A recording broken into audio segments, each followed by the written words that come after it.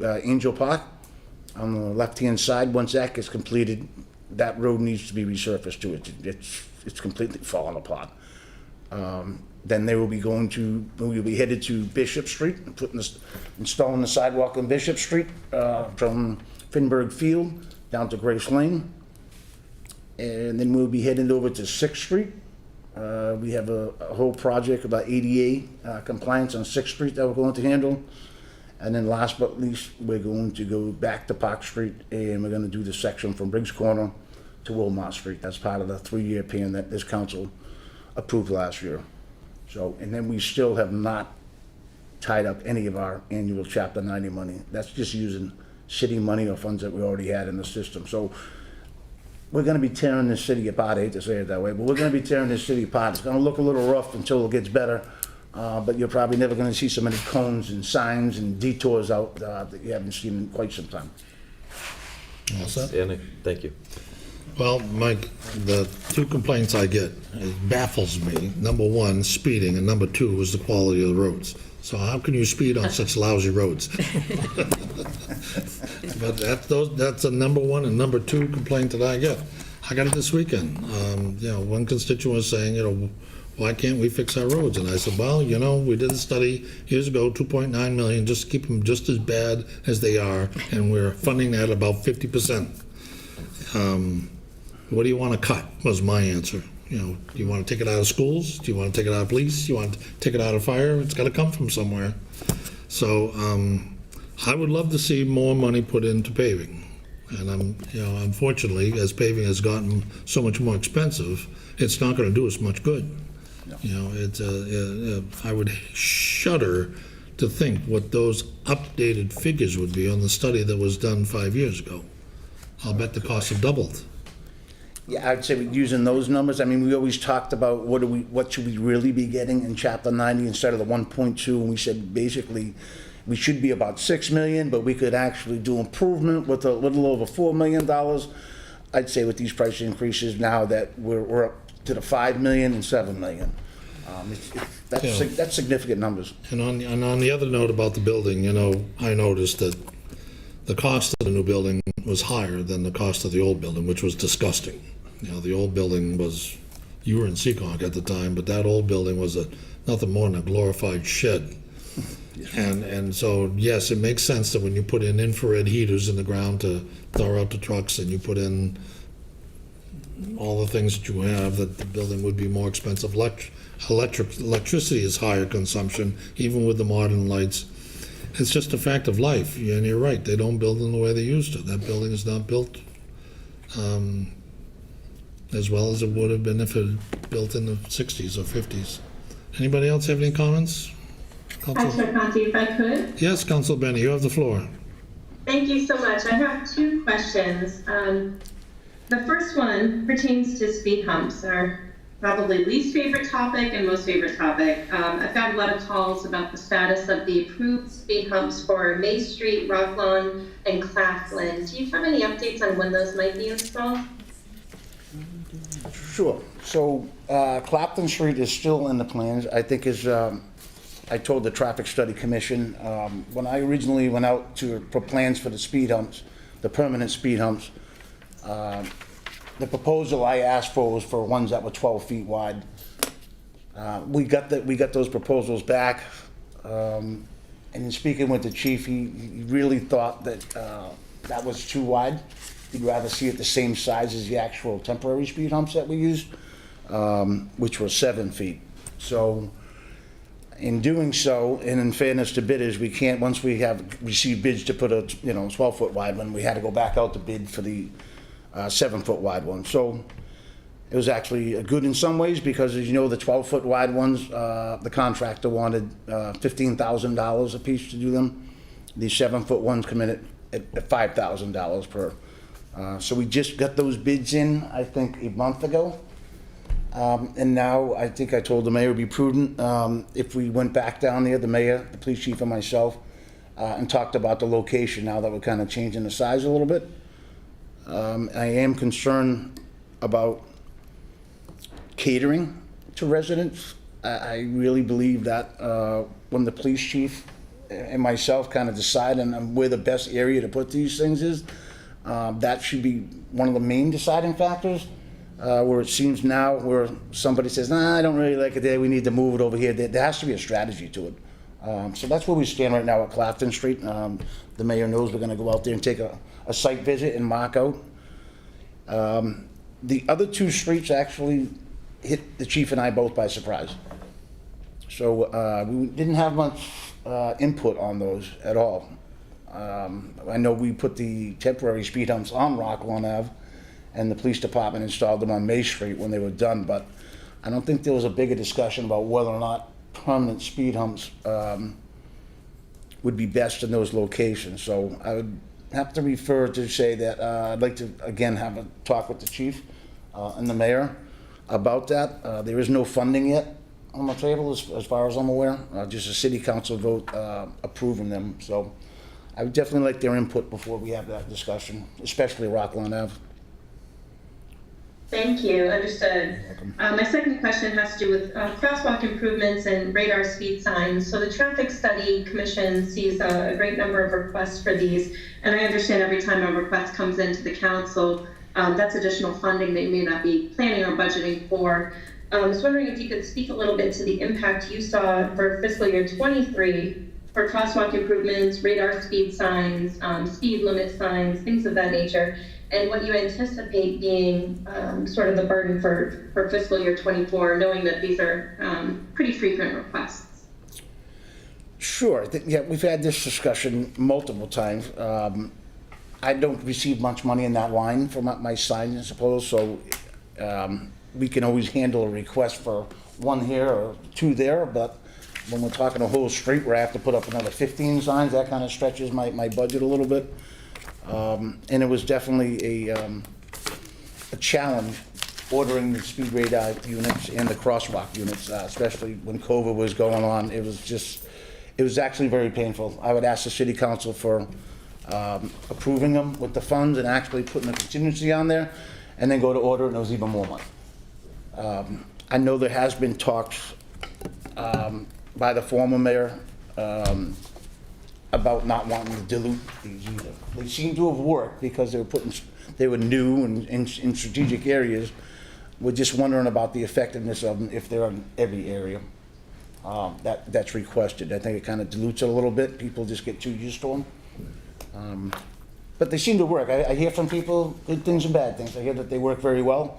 Kind of aggravates me when I see kids crossing the road and not activating the PED button when it's a $10,000 unit. But that's the kids being kids, I guess. But we have heard good things about them. But again, they're going up in cost too. Last time I heard they were now $11,000 for the crosswalk lights and almost $5,500 for the speed radar units. Thank you. I have to tell you, I've gotten nothing but compliments on the Thatcher Street Rathmiller Muller Drive light. I think with the timing improvements, we've seen a great deal of improvement there. And it has made that intersection safer, so thank you for that.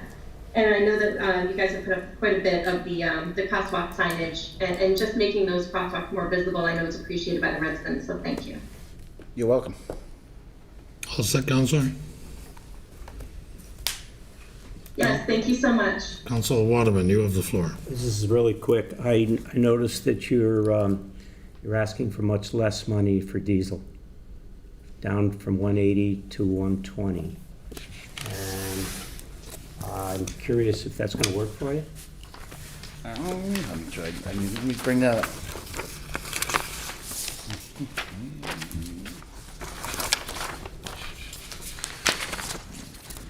And the gasoline was constant, so you didn't change that. I think it's the other way.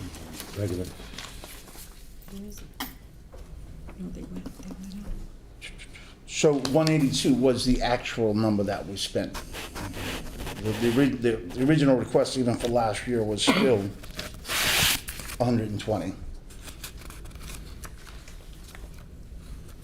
So I think we requested the same amount of money, hoping that diesel costs will stabilize instead of throwing that much more money into there. and having the prices drop low, and then we're locked into that money into the diesel account. So, I don't know if that makes perfect sense to you, but I think we were all hoping that the rapid escalation of the diesel cost was gonna control itself a little bit and get us back to I think diesel, that was the first time we've actually went back for additional funds for diesel. Gas we had a couple times before. I think that's the hope. I hate to say it like that, because believe me, I get very nervous when I start seeing those go down. Because when we fill up, usually we're in the 4,000 or 5,000 gallon range, so you need significant money in there to make sure you can place that order. Let's hope you're right. Yes. So, Yes. Council, I'm seeing an increase. If you look at the figures we got today, he's expended $136,887.27, and he's budgeting $175,000 for next year. Maybe I'm looking And at the wrong the thing. figure I'm talking So, about, may I? Council just came in tonight's package, Council Waterman. So, I was looking at the diesel. Yeah, but this little package that you got tonight? so, Jeff? can I? Yes, So, Council. the, See, let's see. Mike's budget request is flat to the opening request to fiscal '23's budget. He did come back mid-year in '23 and ask for additional money. His current expenditures year-to-date are inside the 175 for gasoline, but are a little bit higher than diesel. His current expenditures year-to-date for diesel are 136. I think he's correct in that. Usually, we don't have to come back for diesel, but diesel went up extraordinarily. I can also share with you, I think I'm allowed to share, right? I mean, it's, the fuel lines are two of the lines that we identified that, in addition to some other things that we need to look at in the fall as, as growth is certified, if that increases and that kind of stuff, that this is one of the lines where we're like, do we need to go back? And I apologize, Council Waterman, I was on the wrong line. He's budgeted $120,000 for Yeah. diesel. That's Yep. the His small- 175, small 120. print. Yeah. Anyone else So have it anything is a for line that is of our some Public concern. Works Director? Thank you, Mr. Tyler, for attending. Good to Thank see you for the you. opportunity. I know you're always accessible. You always get the phone when I call you. Thank you. Thank you. Next up is Treasurer. Page 32. Good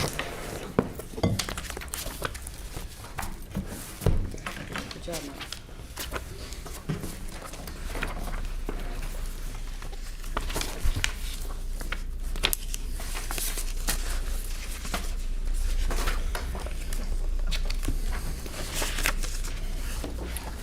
Welcome, Madam Treasurer. Thank you for having me. This is your 15 minutes of fame for the year. Excellent.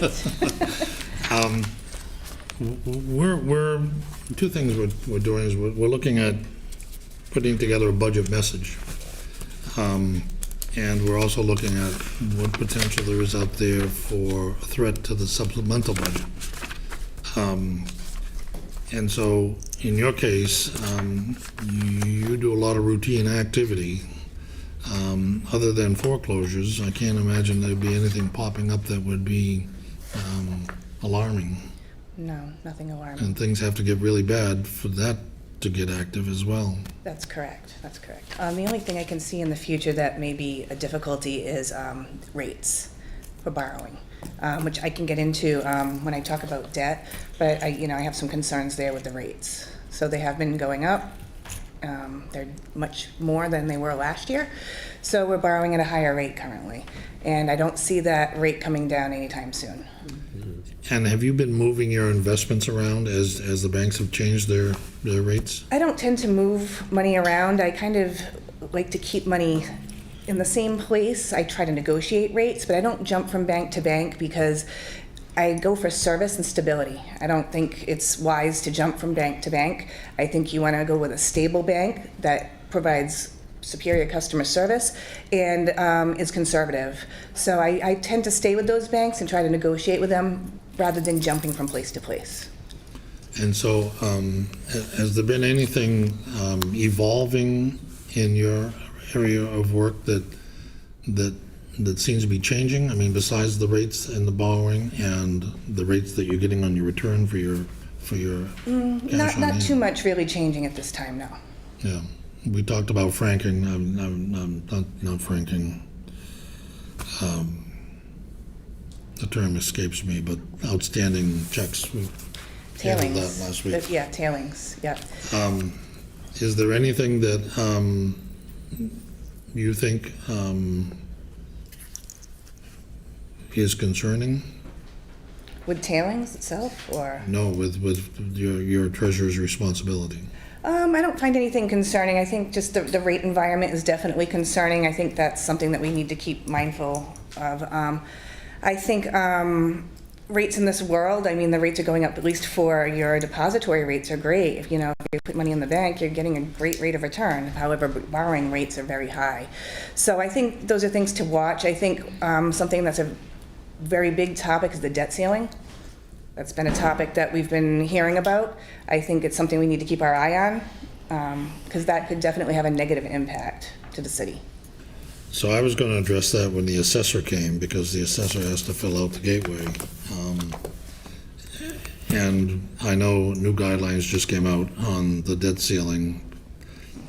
And frankly, for our budget, I don't think it's really an issue here. Correct. Does anyone have any questions for our treasurer? Yes, Deb? So I'm gonna give Laura a couple of plugs because she's not doing it.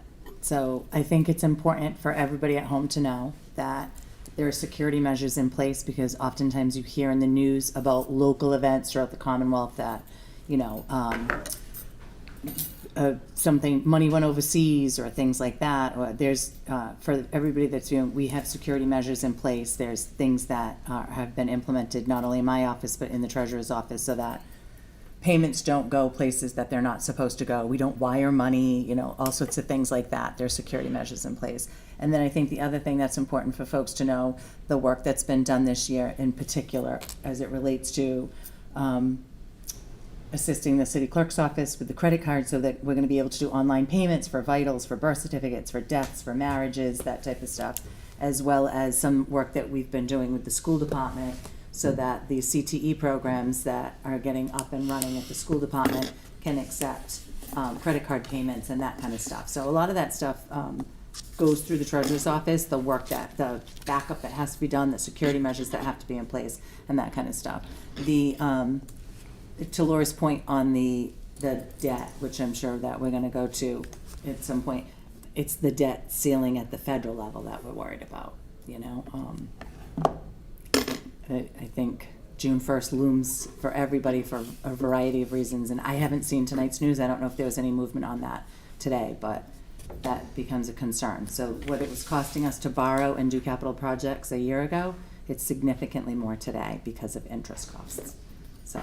Well, you brought up a good point. Lowell got hit 2 weeks ago, and Dallas got hit today, and Dallas is quickly spreading into a bigger and bigger problem. So thank you for the work that you've done to protect the city dollars. There's also, thank you for providing the stability and the change of the chief financial officer. I mean, that, when we met last year and talked about, the things that we would do to try to push us towards an AA rating, and everything looked really great until our mayor got promoted to sheriff, and suddenly we've got a little trip in the sidewalk. So I really appreciate the work that you're doing and the work that you've done, both of you. Thank you. It's a yeoman's effort, and it shows. It's Thank you. you're to be commended. Anything out in Zoom land, Councilor Bennett? All set? Councilor No, Cobus? thank you, I'm all set, thanks. Councilor Cobus? Thank you. And along those lines, couple things regarding loans and borrowing. First of all, do you know roughly where we are with regards to debt services now? With regards to the high school project, is there any further borrowing left for that project? Or my understanding is we're done with borrowing for that project. So, or is there anything left? And then beyond that, are there any other large things to borrow for that you're aware of? Any other sort of big things on the horizon that we should be aware of? So sort of 3 questions. Yeah. So we do have a borrowing out there, approximately $19 million. That's short-term currently for the high school. We don't know what that will renew at because we haven't had our final audit. I believe that final audit is due, correct me if I'm wrong. So we're probably gonna renew the ban in the fall for a smaller amount. Right. Probably 17-ish is our most recent guess when we met. It's too soon to tell. Right. The project high school, as I understand it, so what has to happen with the high school project, the completion of the project, the completion of the fields, November into the early spring of next year. After that, what will happen is sometime in the not too distant future from there, we'll do closeout for the high school. Closeout for the high school involves an audit of the MSBA, Municipal School Building Authority, for those folks watching. That process will wrap up and audit the city's project, and at that point in time, the MSBA will give us our final payment on its share of the project. So it's not until that happens at some point in the future that we will do the final borrowing as it relates to the high school. So the 19, hopefully to reduce to 17 million upon renewal because we'll have better numbers, is the ban that will likely stay out short-term throughout the audit process, because you can't go long-term until we know how much we have to finalize the project for and how much we're gonna get back from MSBA.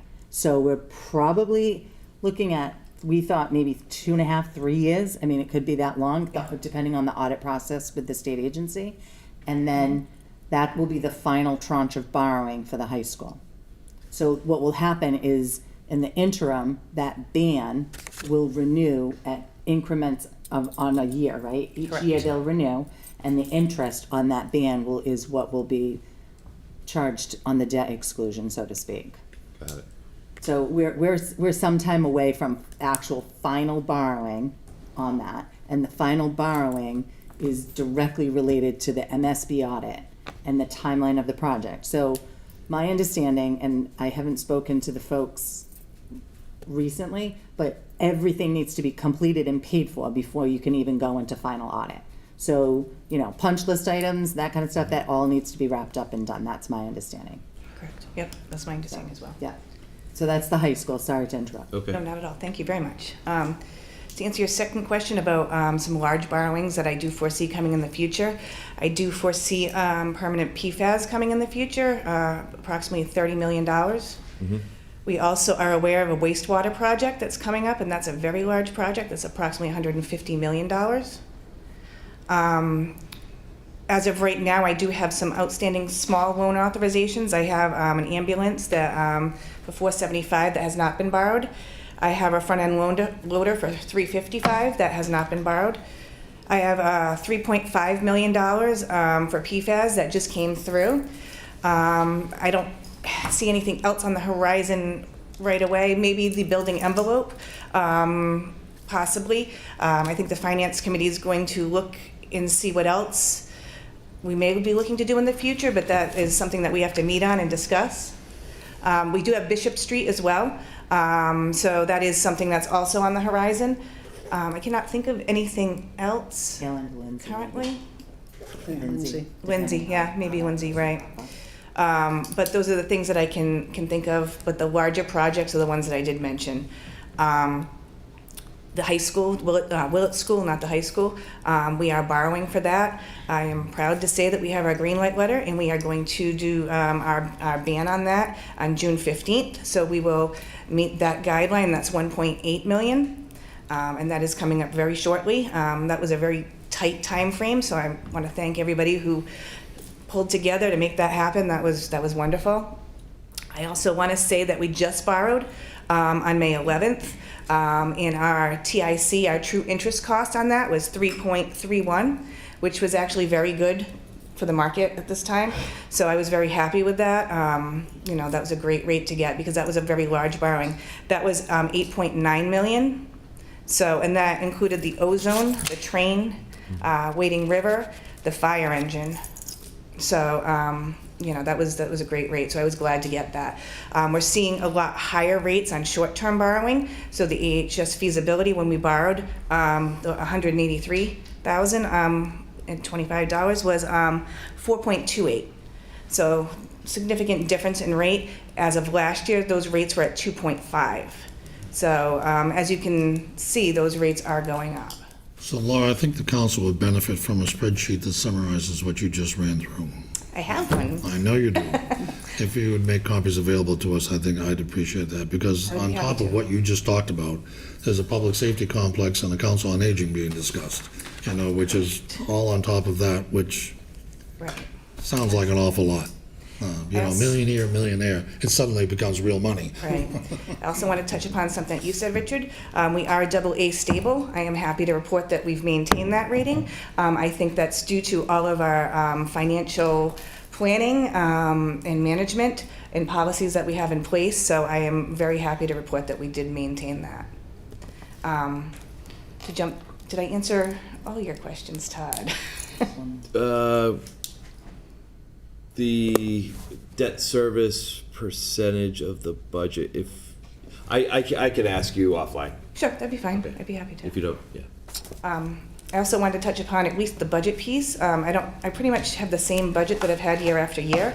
The only difference that you will see is in the $4,000, and that's for new printers. Due to the Munis upgrade, we will not be able to print checks with the current printers that we have, which presents a huge problem. So I did add that to my budget. You will see that. The increase in the med tax is on the methodology of 2023 budget, plus the $25,000 ask that I had from council, plus 2%. So that's the difference in that number, if you were looking for that. Great. Um, Yes, you have the floor, Deb. Laura's budget is also one of the departments that we specifically carved out legal services. It was previously included in the professional service line. So her budget takes care of tax title, tax foreclosures, all that kind of stuff. So that's Yeah, why I'm pleased that you we can did see that. the line. Very pleased, because Yeah. you've had a legal services budget every year. It was under professional services, it was lumped with everything else. Correct, And I yeah. do appreciate it being called out separately. We've done very well this year with our tax title. We've collected over $1 million in tax title, and part of that our tax title attorney Sidell assisted with, about $191,000. Currently they have 35 files, 25 which are in land court. Land court is very backed up. We have files in various stages of foreclosure. So you'll notice year over year I'm asking for more money. That's to maintain those files, but also keep things moving along and adding new files to that pile. I try to keep that level right around that 32 to 35 range. We do have the bill has been higher this year because we do have a bankruptcy that we've been managing. So I've been having our attorney go to telephonic hearings to make sure that the city is represented in that. Good. Anything else? Thank you. Thank you for being here. Thank you Thank you very for the much. work you're doing. Thank you. Next up is the library, which is on page 103.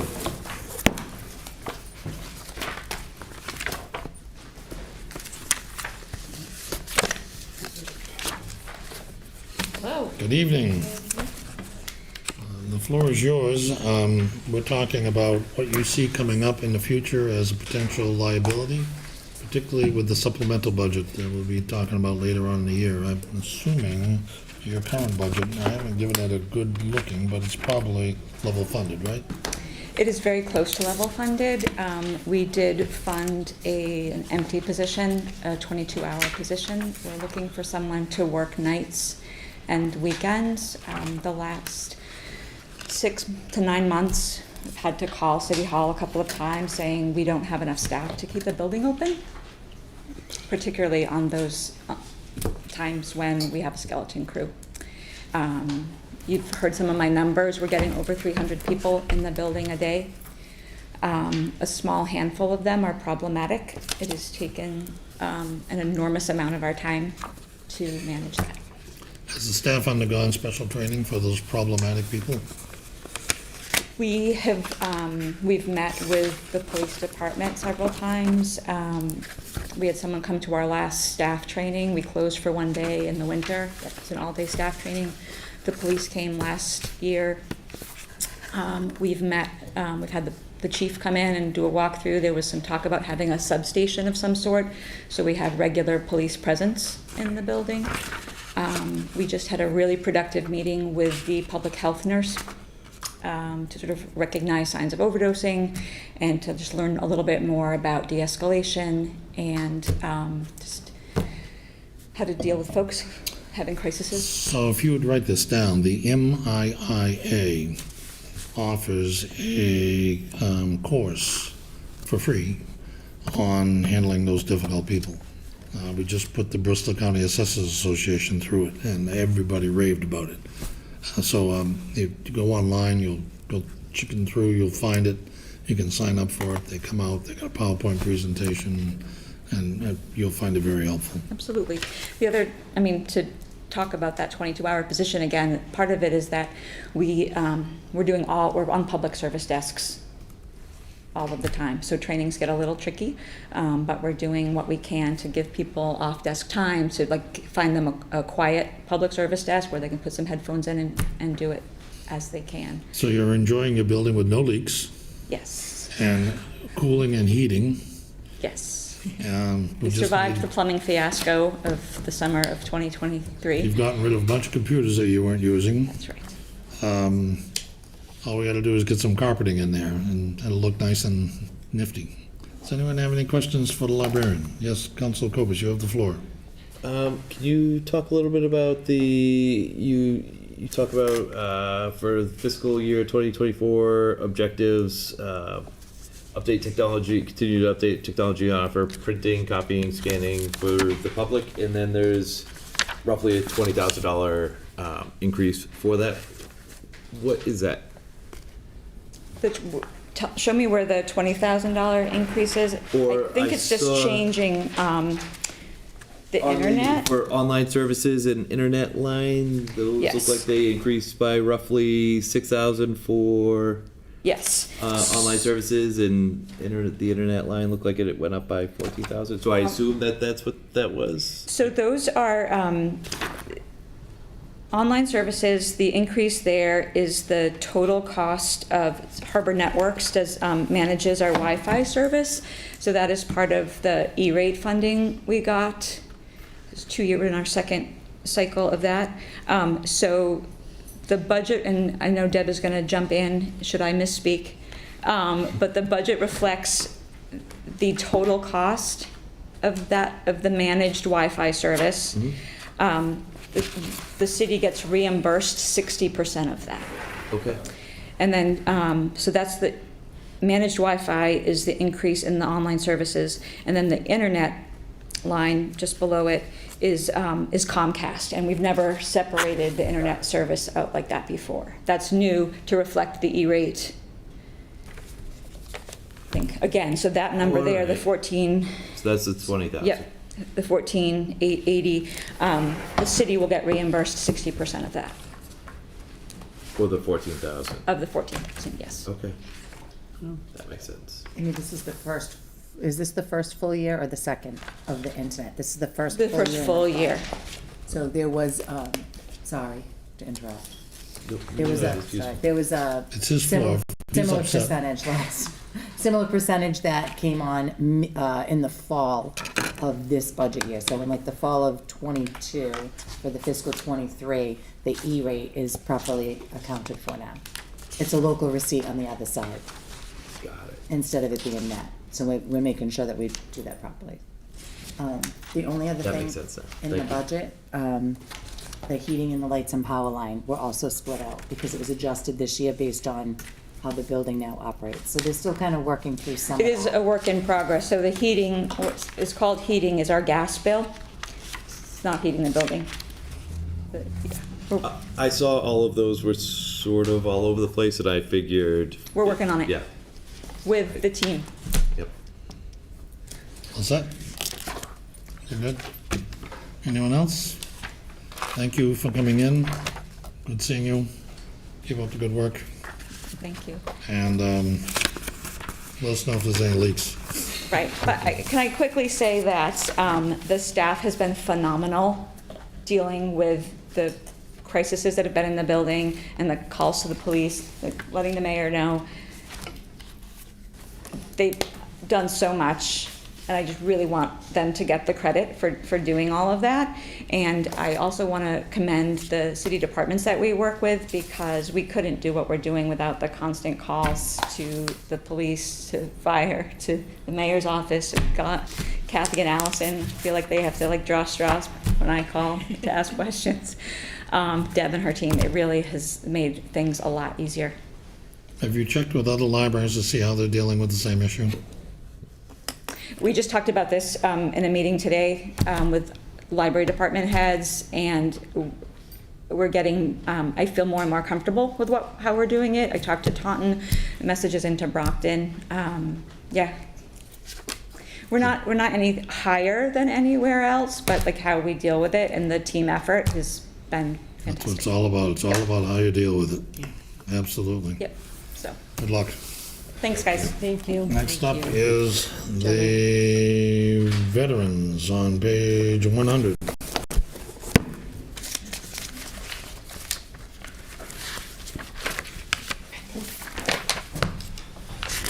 Welcome, Ben. Good evening. So Ben, we're reviewing your budget for the preliminary budget, but we're even more concerned about what you see coming down the road for the supplemental budget in about 6 months. And I'd like to hear about what's going on in the veterans. Are the numbers rising, falling? Are the demands increasing, decreasing? Well, the numbers when I came on, about 88 veterans were on Chapter 115, and now they're down to about 74. The numbers of veterans fell off pretty sharply during COVID for a number of reasons. One was income opportunities that were available during COVID that then would put the veteran or the surviving spouse over the income bracket. A lot of them oddly didn't come back, but also at that same time there was a big push from the Commonwealth Department of Veteran Services to, Chapter 115 has to be ninth in the batting order, and for a lot of years it was sort of that can was kicked down the road, and they really clamped down to make sure that there are any other benefits available through the state, you have to apply for those and get those first. So a lot of veterans during the last few years were transitioned on to Mass Health buy-in, so that took a lot of them off the rolls with me, and also brought the total 115 budget down by almost about $200,000. Your other question about, I believe, did you say supplemental? Yes, that's the actual real budget later on in the year. I don't really have any concerns with that. If you do, I can answer something specific. The concern would be that if there was something that was in the horizon that would be a big expense, that we would like to know about it now before we get to that supplemental budget, so we can plan financially, particularly in spending. I don't see any big ticket items from my office. Yeah, I would think veterans would be rather it's even keel. It's rather even keel. If anything comes up, I try to alert the leadership of the town early, but I don't. We get by with what we have just fine. I get the support I need, so no, I don't see any big ticket items coming up in the near future. Council Dolan, you have the floor. Thank you. Thank you for coming. What about, it says here that you're looking for an additional vehicle for the transport program, the veteran transport program? This was something that was started prior to my arriving here, but we've expanded it. At least I've been trying to. The amount of, we do transportations to critical medical appointments for veterans and their surviving spouses. And, really as the baby boomer age becomes, continues to age, we find that more and more of them are losing the ability to self-transport, or they're receiving some sort of medical treatment that would make it problematic for them to try to drive themselves home. So we have, when I got here, we have a wheelchair accessible van, and we had a Subaru that was donated to the town by the Elks. They've always been a big supporter of ours.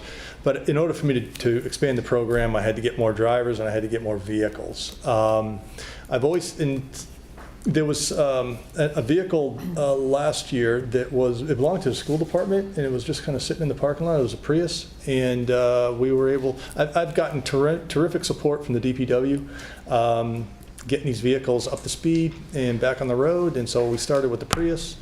And most recently, there's a vehicle that I've had work done on, a Taurus, which is clunking along, but it's getting there. And so we've been increasing our transports. We're averaging sometimes 2 a day, throughout the 5 days a week, but we're rapidly getting more and more transports going up. So I did get the support of this council and the leadership of the city. It's, as far as budget to get a new vehicle, it's just a horrible market right now for vehicles. Everything's backed up. The prices are outrageous, and the vast majority of vehicles are not even offered on the mass buy contracts or anything like that. They're going all to retail. So if I try to buy a vehicle right now, I'll pay way too much and probably won't get what we want. So right now, what I'm just trying to do is, with the support of the DPW and the mayor, I'm just trying to, refurbish some cars we already have and get them on the road as best we can, and I think we can survive the year on that. Okay. Yeah. Thank you. Let's have questions. Well, thank you for being here, Ben. We appreciate it. Appreciate the work you do. Thank you. Next up is Council on Aging. Council on Aging is on page 96.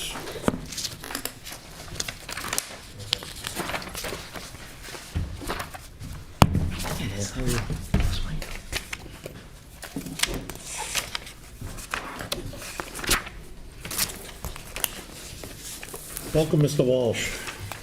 Thank you. Good evening. Well, you've heard the spiel several times. You've been sitting in the back of the room, so you know what's going on. Thank you for doing double duty. In your case, triple duty. My pleasure.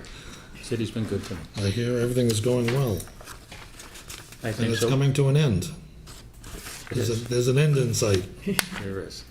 So first of all, for the Council on Aging, I think we should just mention that at home is Courtney Diamond, who's checking in. She is right now the acting director of the Council on Aging until the new director starts on June 12th, I believe. So welcome to Courtney.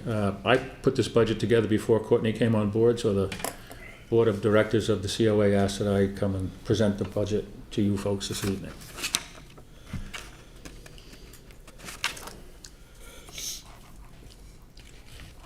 Do you want me to go through some of the items? Go right ahead. Yeah, I think one thing that'll jump out at you is the senior tax program, which you all know you voted to increase the maximum this year to $150,000 from $90,000 last year. So therefore, if we hit the maximum, it'll be $17,000. As far as the senior tax program, the payment for their OBRA went up quite a bit. I remember you leaning on me pretty hard for that. I did push you pretty hard. Sorry about that, but It's okay. that's what we gotta do sometimes, right? Thank you for coming along on it with us. So the OBRA's up quite a bit. Basically what we did is we did a budget that is just level funded because it's been quite an anomaly this year. There are 7 full-time employees at the Council on Aging, 5 of which who have left the city during the past 9 months. So it's just been difficult to keep things rolling. When Tim Killian and I went over there, all we tried to do is make sure people got paid, make sure bills got paid, and make sure big issues got solved. Fortunately, the new director is coming on in a couple of weeks. We have the assistant director, Courtney, who seems like a future bright star for the city of Attleboro, I would say, as well as we have just hired a new outreach worker, and we have 2 positions that we're in the process now of trying to fill. So Sounds like you got a whole new staff. they will have a whole new staff over there, yes, pretty much. What else do we have? Maintenance of buildings is one of the items that I've asked to increase. It's been over $30,000 in total the past 2 fiscal years, and we asked it to go to $25,000 this year.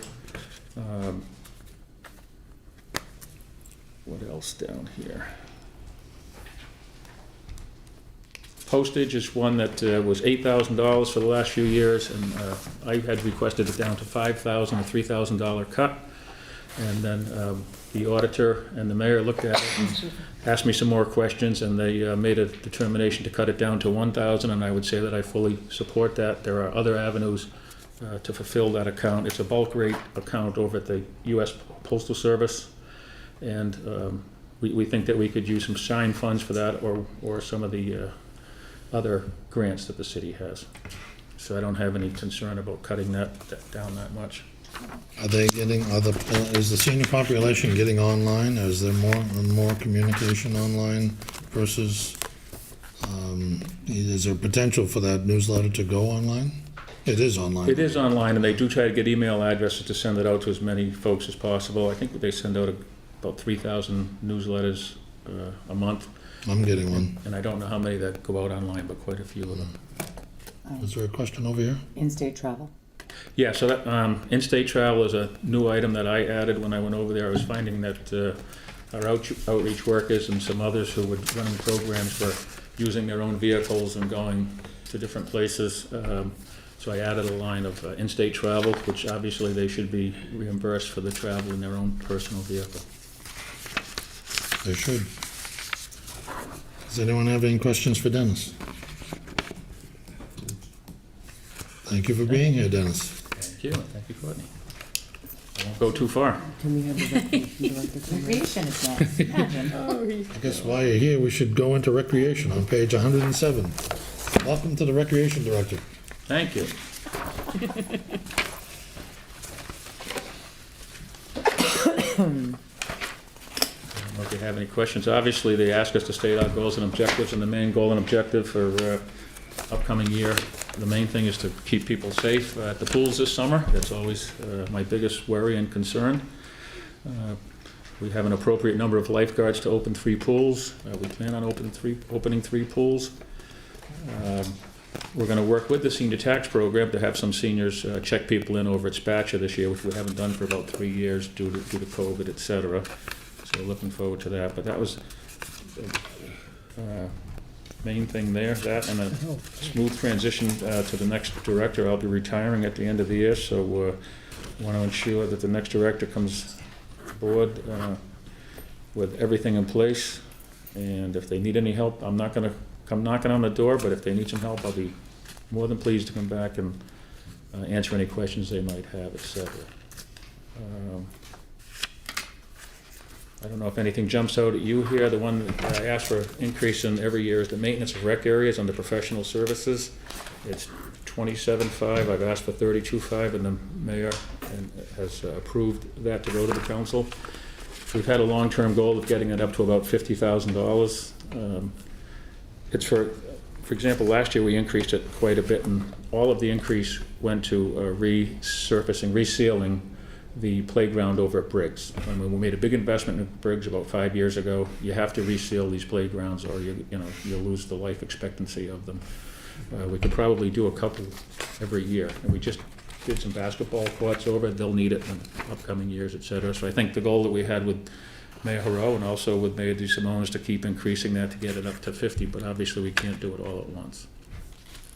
Yes, there has been a lot of discussion in the past about rising chemical prices. I'm surprised you were able to get by your budget with just a 4.53% increase, given the material costs rising so quickly.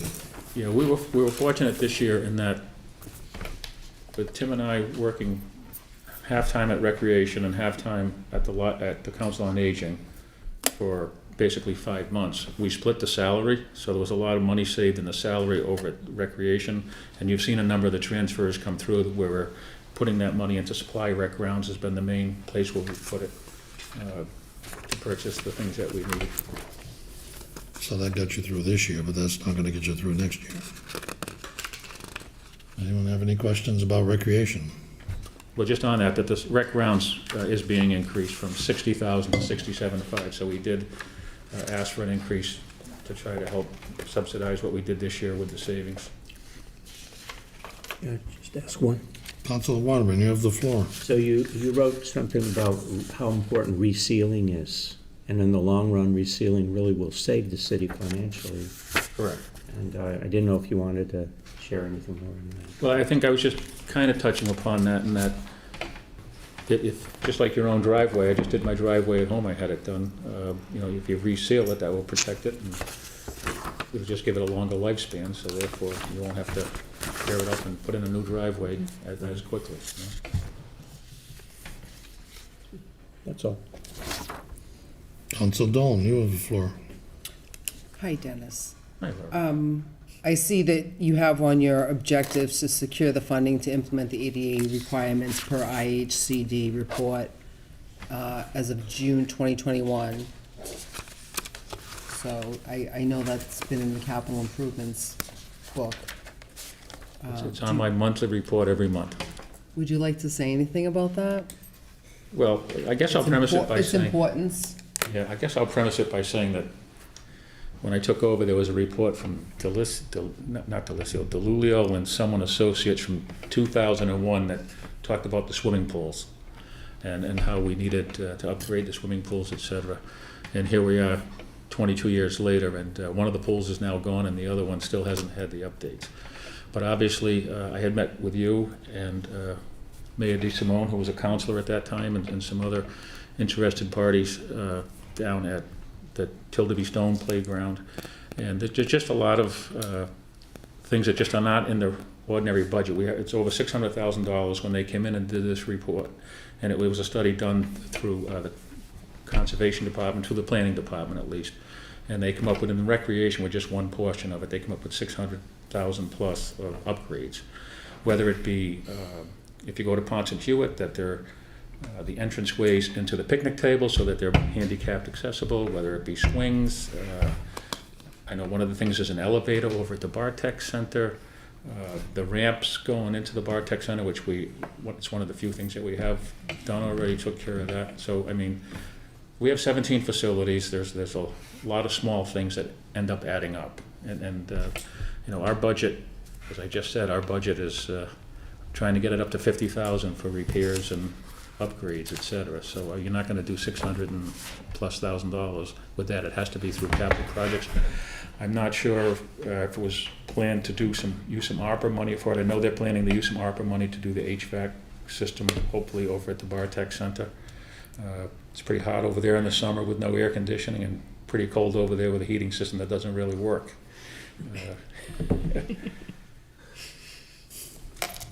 I just wanted you to talk a little bit about it because, you know, I had pushed for that for a capital project when we were going over the capital improvements book.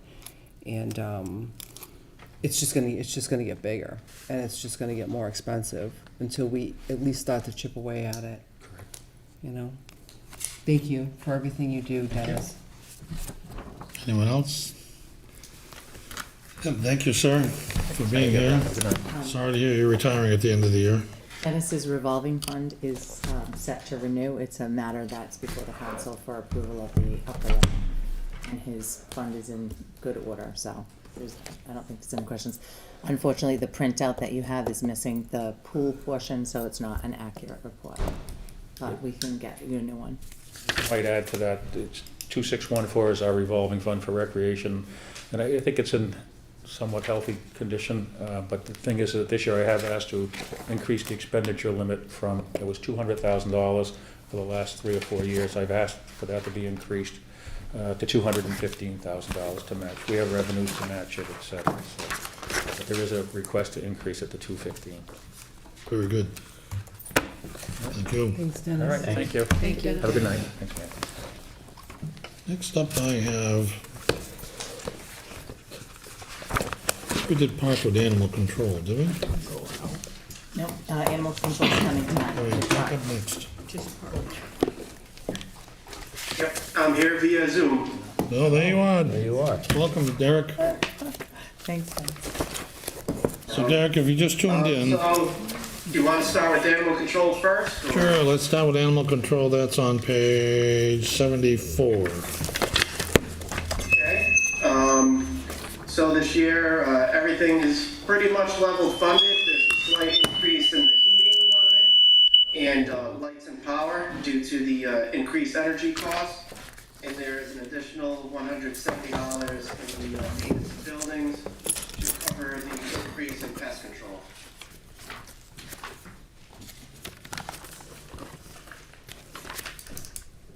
I'm still getting to the page, sorry, Derek. So Derek, in the animal shelter, has that been flowing nicely? Is that adequately funded and things going smoothly over there? Yeah, I think the addition of the third employee has been very good. It's cut down on our overtime expenditures, which is shown in next year's budget. And it's helped with the workload. Before we had 3 officers, we had a time where we did not have an animal control officer due to vacations and COVID. So we had to utilize mutual aid with North Attleboro. So with the third officer, that really alleviates that issue. So that's been a huge addition. And everything else has been rolling relatively smoothly there. Aside from the slight increases in lights, power, and heating, which I know everyone is dealing with. What is the vacancy rate of the tenants in there? During the COVID, I understand that the place got pretty much emptied out. Is that still the case? It has its ebbs and flows. We'll go through points in the year where we'll have 4 to 5 dogs in the kennel, and then those dogs will get adopted out, and we're down to 1 or 2. The friends of the animal shelter do an excellent job getting these dogs adopted out as soon as possible and making sure we don't have long-term residencies at the shelter. So they do great work. And is there also now a service for cats there? So the cats are completely handled by the friends of the animal shelter. So they take care of the vetting of the cats, the intake of the cats, and the adoption of the cats. Very good. Anyone have questions on the animal control? Very well, we can move on to park, Okay. which is on page 112.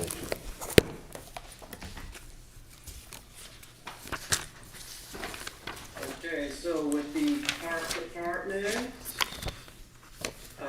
there are a few increases that I included in this year's budget. 5,000 increase to supplies grounds. As you heard Dennis speak, there is still increases in fertilizer, mulch, supplies, to make the grounds look good, so we had to account for that. We have a $500 increase in supplied vehicle and equipment, and a $2,000 increase in professional services. And this is due to an increase in porta-john costs, geese police services, which help abate the Canadian geese at Judy Robbins Park, and also for an increase in police details. We do utilize a large amount of police details for the trees that we have to remove. It seems like more and more on main roads where we need that type of service. So that's why those increases were put in. Any questions on park?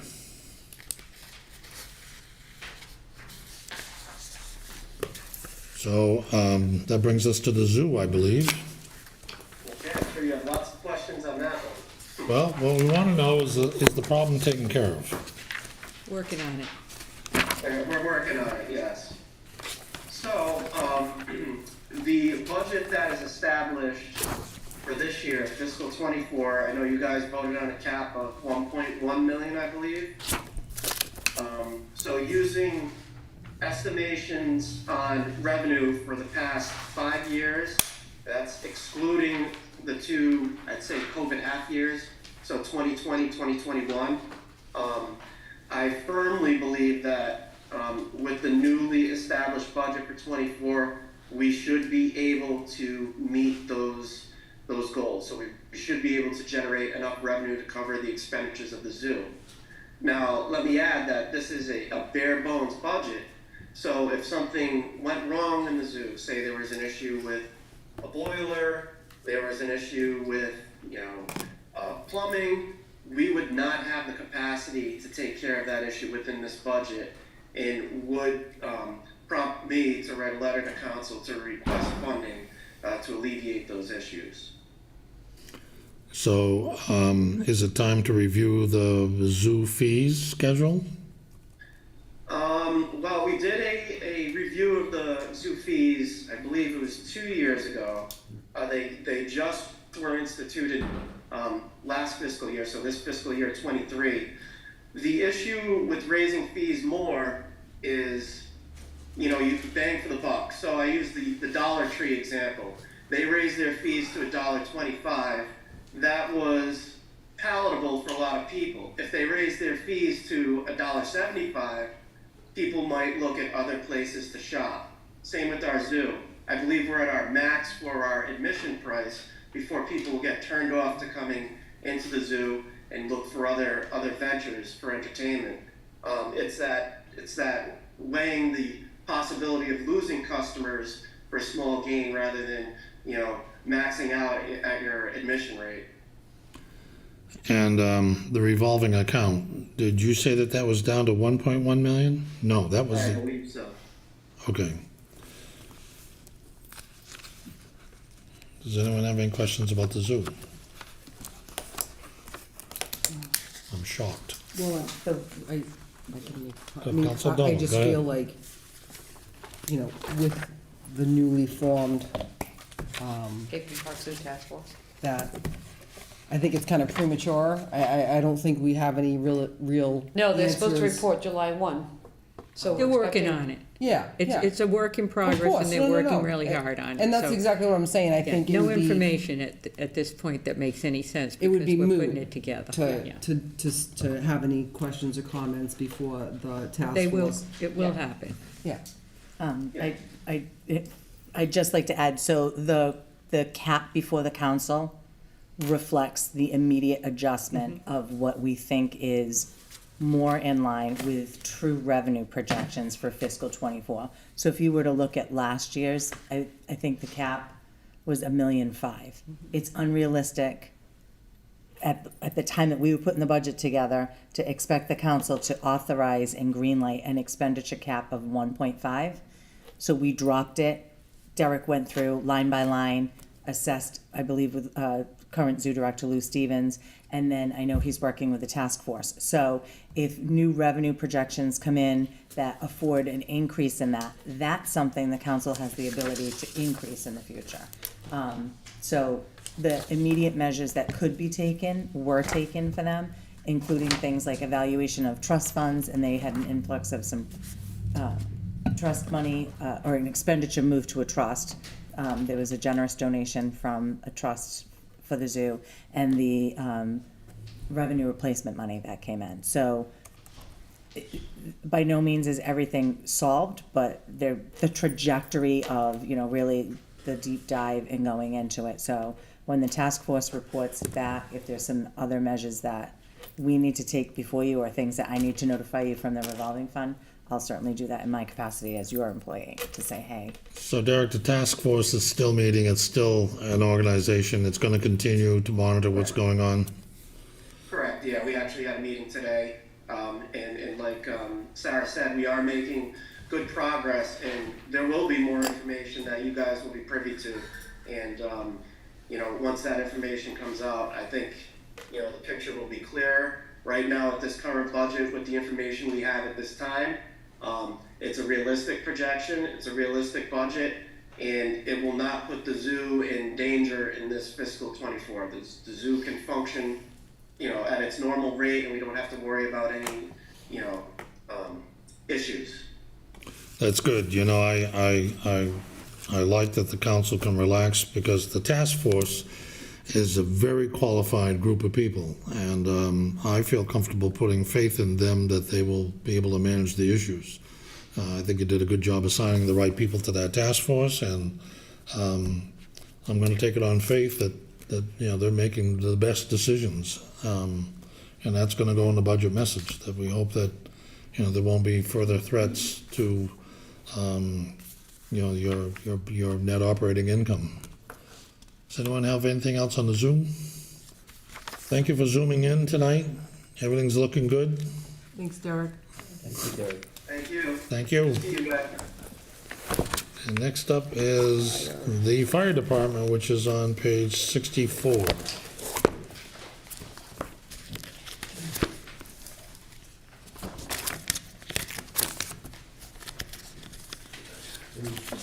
No worries, Chief.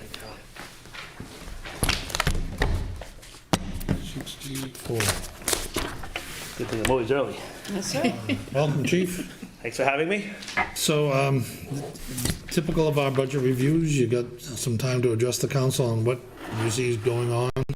We're particularly interested in what you see coming down the road for the supplemental budget, and that enable us to take precautions financially for that event. Okay. Floor's yours. So thank you for the chance to speak again this evening. It's the same message, really, that I've had for the last 6 or 7 years. We're getting to a point that there's some challenges that we really need to look at. This particular budget is essentially level funded from last year. There's some minor cuts, but every cut that you see in the fire department budget, I spoke with Deb in person. You know, I'm always honest and open when people are asking about the financial needs for the department. So, you know, she asked me areas that could be cut a little bit, with the understanding that it's hard to predict injured firefighters and other, you know, other things like that, but and unexpected retirements. But I'm confident with the budget that we have that we'll be able to weather the storm for the fiscal year. My bigger concern is the same thing I've said for the last 5 or 6 years. I actually have some statistics here that when you put them in writing, they make me a little bit nervous, just to kind of clarify what's going on. So since 2004, we've hired 99 firefighters. Chief, Yep. can you just move that off you're on the mic. Oh, I'm sorry. That's all right. I just want to make sure everybody can hear you. Yep, so since 2004, we've hired 99 firefighters. 48 were paramedics. 45 were EMTs.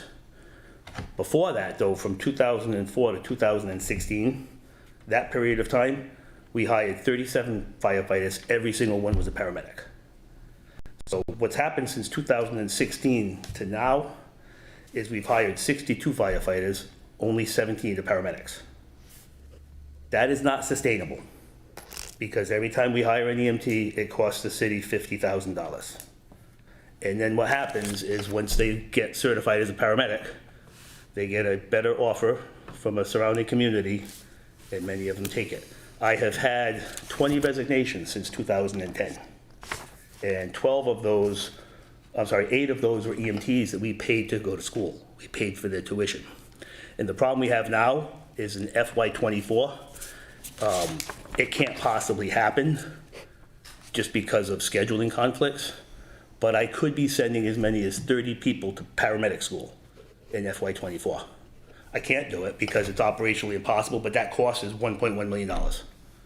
So what's gonna happen is we'll send 5 or 6. We'll still have to hire, you know, I've got probably 6 or 7 retirements in FY24. We'll replace them. They'll more than likely be EMTs.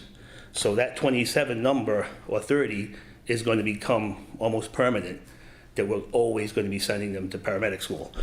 And there's challenges with that, obviously, operationally. We don't really have places to put that many EMTs on duty. We now have more EMTs on duty in the fire department than we did when I was hired in the year 2000. So this is exactly what I meant by having a discussion about what's coming up for the supplemental budget. In the past, we've had this conversation about the paramedic problem, and we brought in Owen Bebo to offer some insight, but we hit a brick wall. That brick wall's gone. But there's still a financial issue, you know, that remains. And unfortunately, Owen's gone, you know, and I think Owen kind of had a plan, and that plan left with him. I don't know if I would say that that's They all accurate. I think disappeared that- at the same I've time. had conversations with the mayor, the new personnel director, Deb. The problem is the problem, you know, it's not, you know, and of course, you know, Mason, who's just kind of getting his feet wet with everything. Problem's a So- financial problem, right, Chief? It's a financial problem. Yes. That's definitely a part of it. There's contractual things that need to be fixed. I just think, you know, what I'm an advocate for is long-term solutions. You can't keep doing the same thing and expecting different results. And we've done the same exact thing since 2016. And the problem that we're having now, it doesn't even matter whether we agree with it or not, but a lot of smaller communities are, they're seeking out paramedics now. which is not something that was done before. It's not uncommon now for departments to reach out to other fire departments, you know, to the employees there directly and try to get them. Perfect example of a community that's doing it is Mansfield. You know, they're not even pretending to hide it, to put it out on Facebook, what they're offering. And it kills us because it's so much more than we offer that I fully expect that I'd be really surprised if 10 people from the Attleboro Fire Department don't apply there. In our discussions, or my discussions, that term has been given cannibalization, where one community is stealing talent from the other. I mean, I've gotten calls from other communities to go work there, and so having a lot of very talented people, that there's a shortage, and so it's happening a lot. Councilor Dolan, I'll give you the floor. Thank you.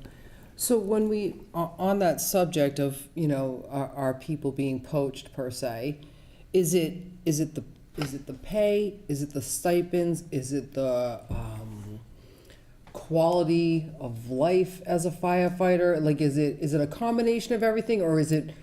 I'd say honestly, from all of the exit interviews that I've done, the major component, the major one, is the salary and benefits package. That's the big one. You know, and I understand the implications of it. You know, there's things that I won't say publicly, but we have discussed with, you know, the administration and other people. There are some solutions, you know, long-term strategies. It's just not going to be an overnight fix, but we have to start to plan, because, you know, I'm going to have to hire another 7 or 8 next fiscal year, and every time we do that, it's a problem. There's also a significant shortage, you know, and something we've talked about last year is civil service is tying the hands of municipalities. So that's also a part of it, you know, but that's only one part of it, you know. And we're in a place where I believe that everybody, you know, when you see the numbers, you can't really, they are what they are, you know. I would also say that usually people bring up questions about things like a private ambulance service. That's always a conversation somebody brings up. It's not a good idea for any municipality, any city or town that has a private ambulance service.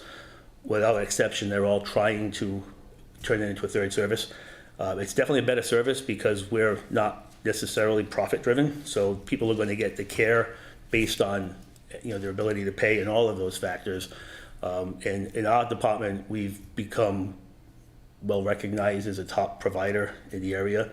Even Sturdy Hospital, there's been awards for the fire department. One of my paramedics is up for Paramedic of the Year, Joe Kruko. We've also got the Rhode Island Hospital pre-hospital stroke treatment program that they teach is based on what the Attleboro Fire Department does with Sturdy in the pre-hospital setting. So those are all great things that don't happen, you know, so much in the private sector. So I think the solution is to, you know, use a multifaceted approach. Some of it's pay, some of it's working conditions, you know, some of it's benefits, and I'm sure there's other parts too. We have a lot of promotional opportunities, which encourages people to. Our problem isn't getting them to stay after they've been here for 5 to 7 years. Our problem is getting them to come in and stay for that time. Nobody leaves, you know, once they're at 5 or 6 years of service. To the floor. Thank you. As far as the paramedics go, is there a certain standard as far as how many per shift, per day, per anything? Is there anything that we need to? The Department of Public Health has minimum numbers, and we have an affiliation agreement with Sturdy Hospital that's signed by Dr. Thornton and myself. So we have to have, a written agreement requires that we have a plan in place to get at least 2 paramedics at every advanced life support call. Now, what I could say, because when I first got hired in the fire department, we had, I think we had 5 paramedics for the whole department. And the paramedics today can do so much more than I could, that when I say, if not every day, at least every few days, they're actually saving people's lives.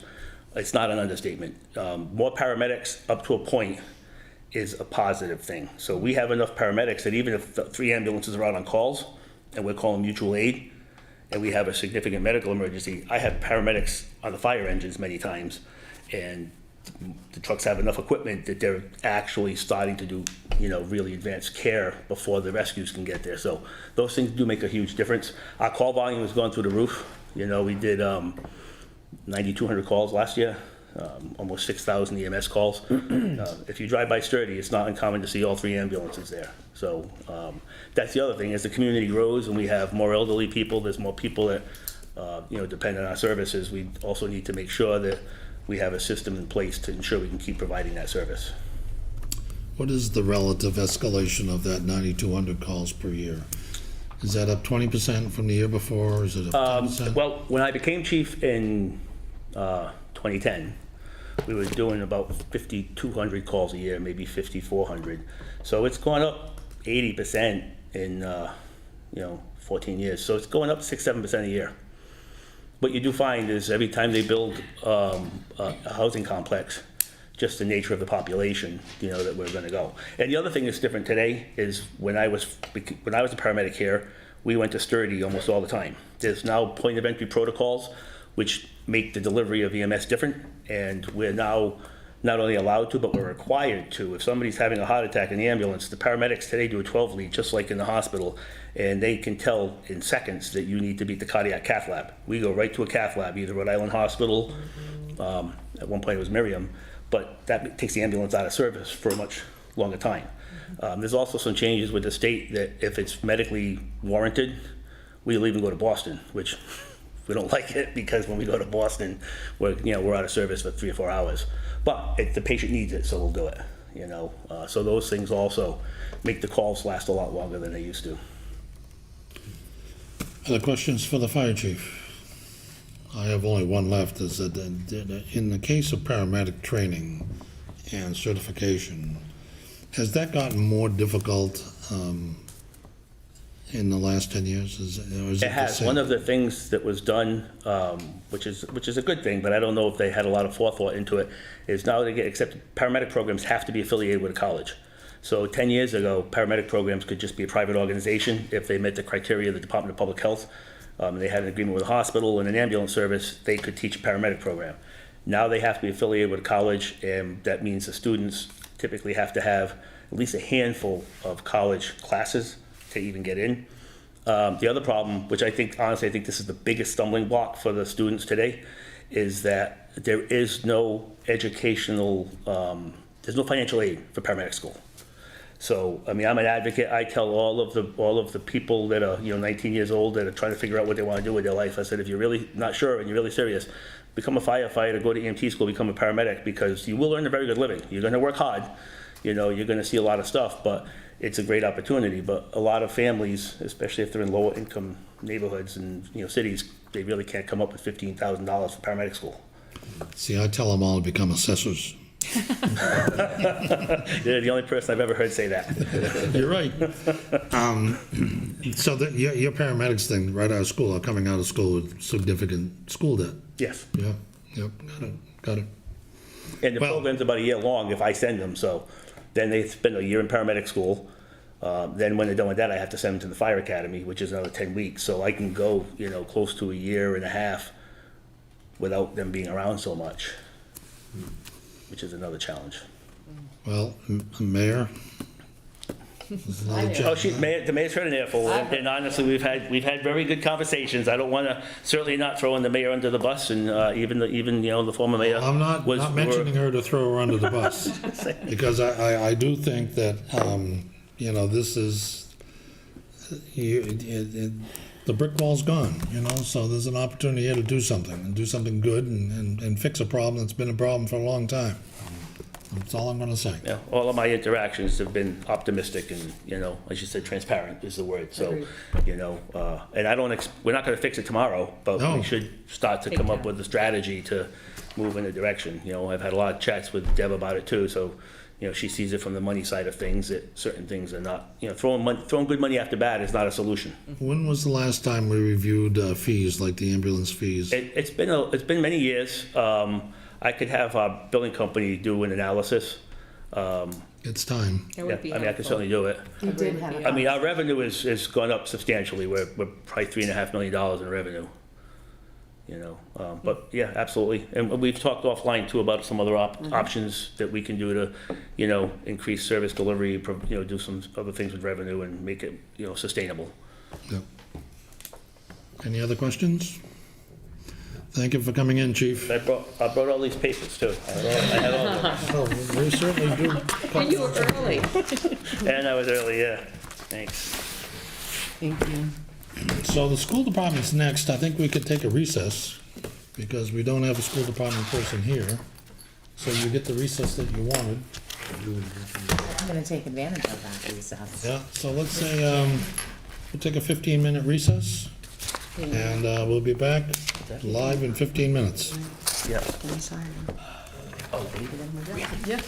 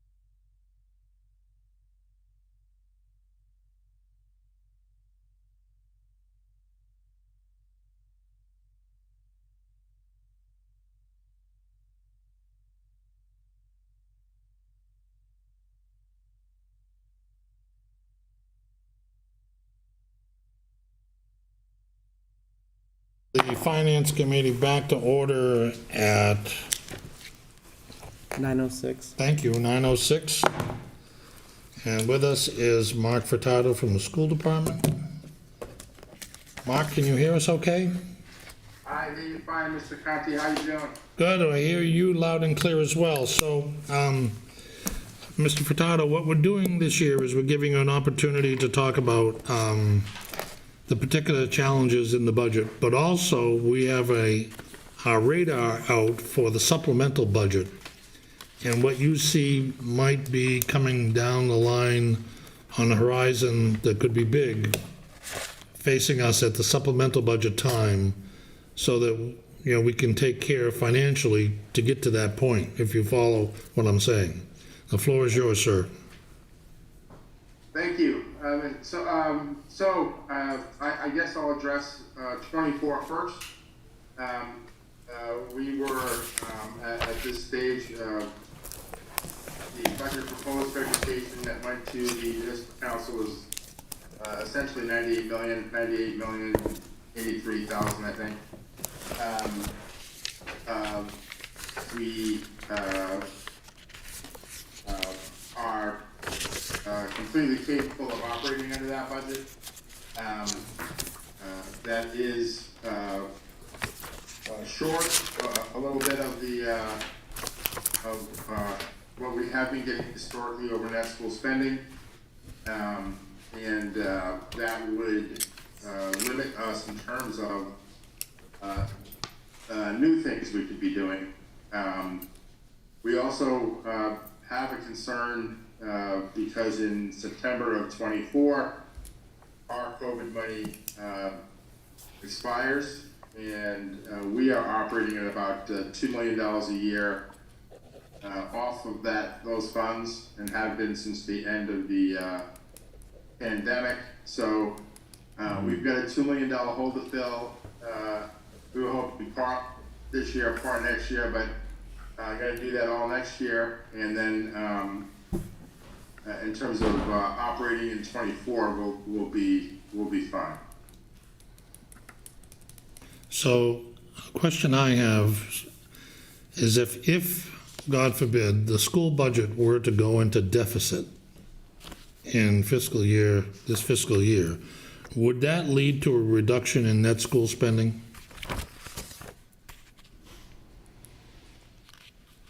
If we ended up in deficit in '23, Yes. it will lead to a reduction of net school spending. So, I don't believe so. Obviously, if we were in a deficit situation, we would have to augment our budget. By augmenting our budget, we would be increasing net school spending, and so no, I don't think that would lead to a reduction. Okay. I did not Hopefully that know. makes sense. I did not know. Yeah, but we don't. I can't make promises because we're not at the end yet. But I don't anticipate us having an issue at the end of the year. We will be close. We're always close. I think it'll be under $500,000 when all is said and done. We did have a need to tap into the sped stabilization due to absolutely crazy special education cost increases for transportation specifically. We're dealing with crazy cost increases in tuitions next year in next year's budget. But I don't anticipate us being in a position where the city needs to worry about our outcome. That's encouraging to hear, and it's also pleasant that we had the foresight of establishing that stabilization fund for SPED. That needs to be monitored carefully, and I know you are. Mark, I've attended your finance meetings in the school. I've seen you work the budget. I've seen you navigate a very complicated system, and I guess I'm going to ask you to explain the term $2 million overfill. Over net school spending. So if you I want to apologize both to the committee and and to the public, if that's what we're doing here, is because school finance is just terribly convoluted. But starting, I believe, with Mayor Dumas and passing through Mayor Rue, and I know Mayor DeSimone made every effort she could make. The city had a sort of a handshake agreement with the schools that we would be $2 million to $2.5 million above net school spending. Our net school spending number this year, which is based on the foundation budget, was $97 million. So that would have suggested a budget somewhere around $99 million. But as the superintendent has said many times in public meetings, that the city is doing everything it can to fund the schools, and there is no capacity, certainly for 24, to address,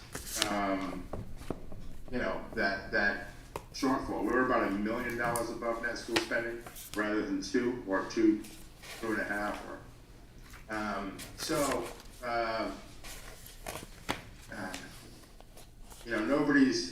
Certainly nobody in the school side is pointing any fingers or complaining. I think the school committee,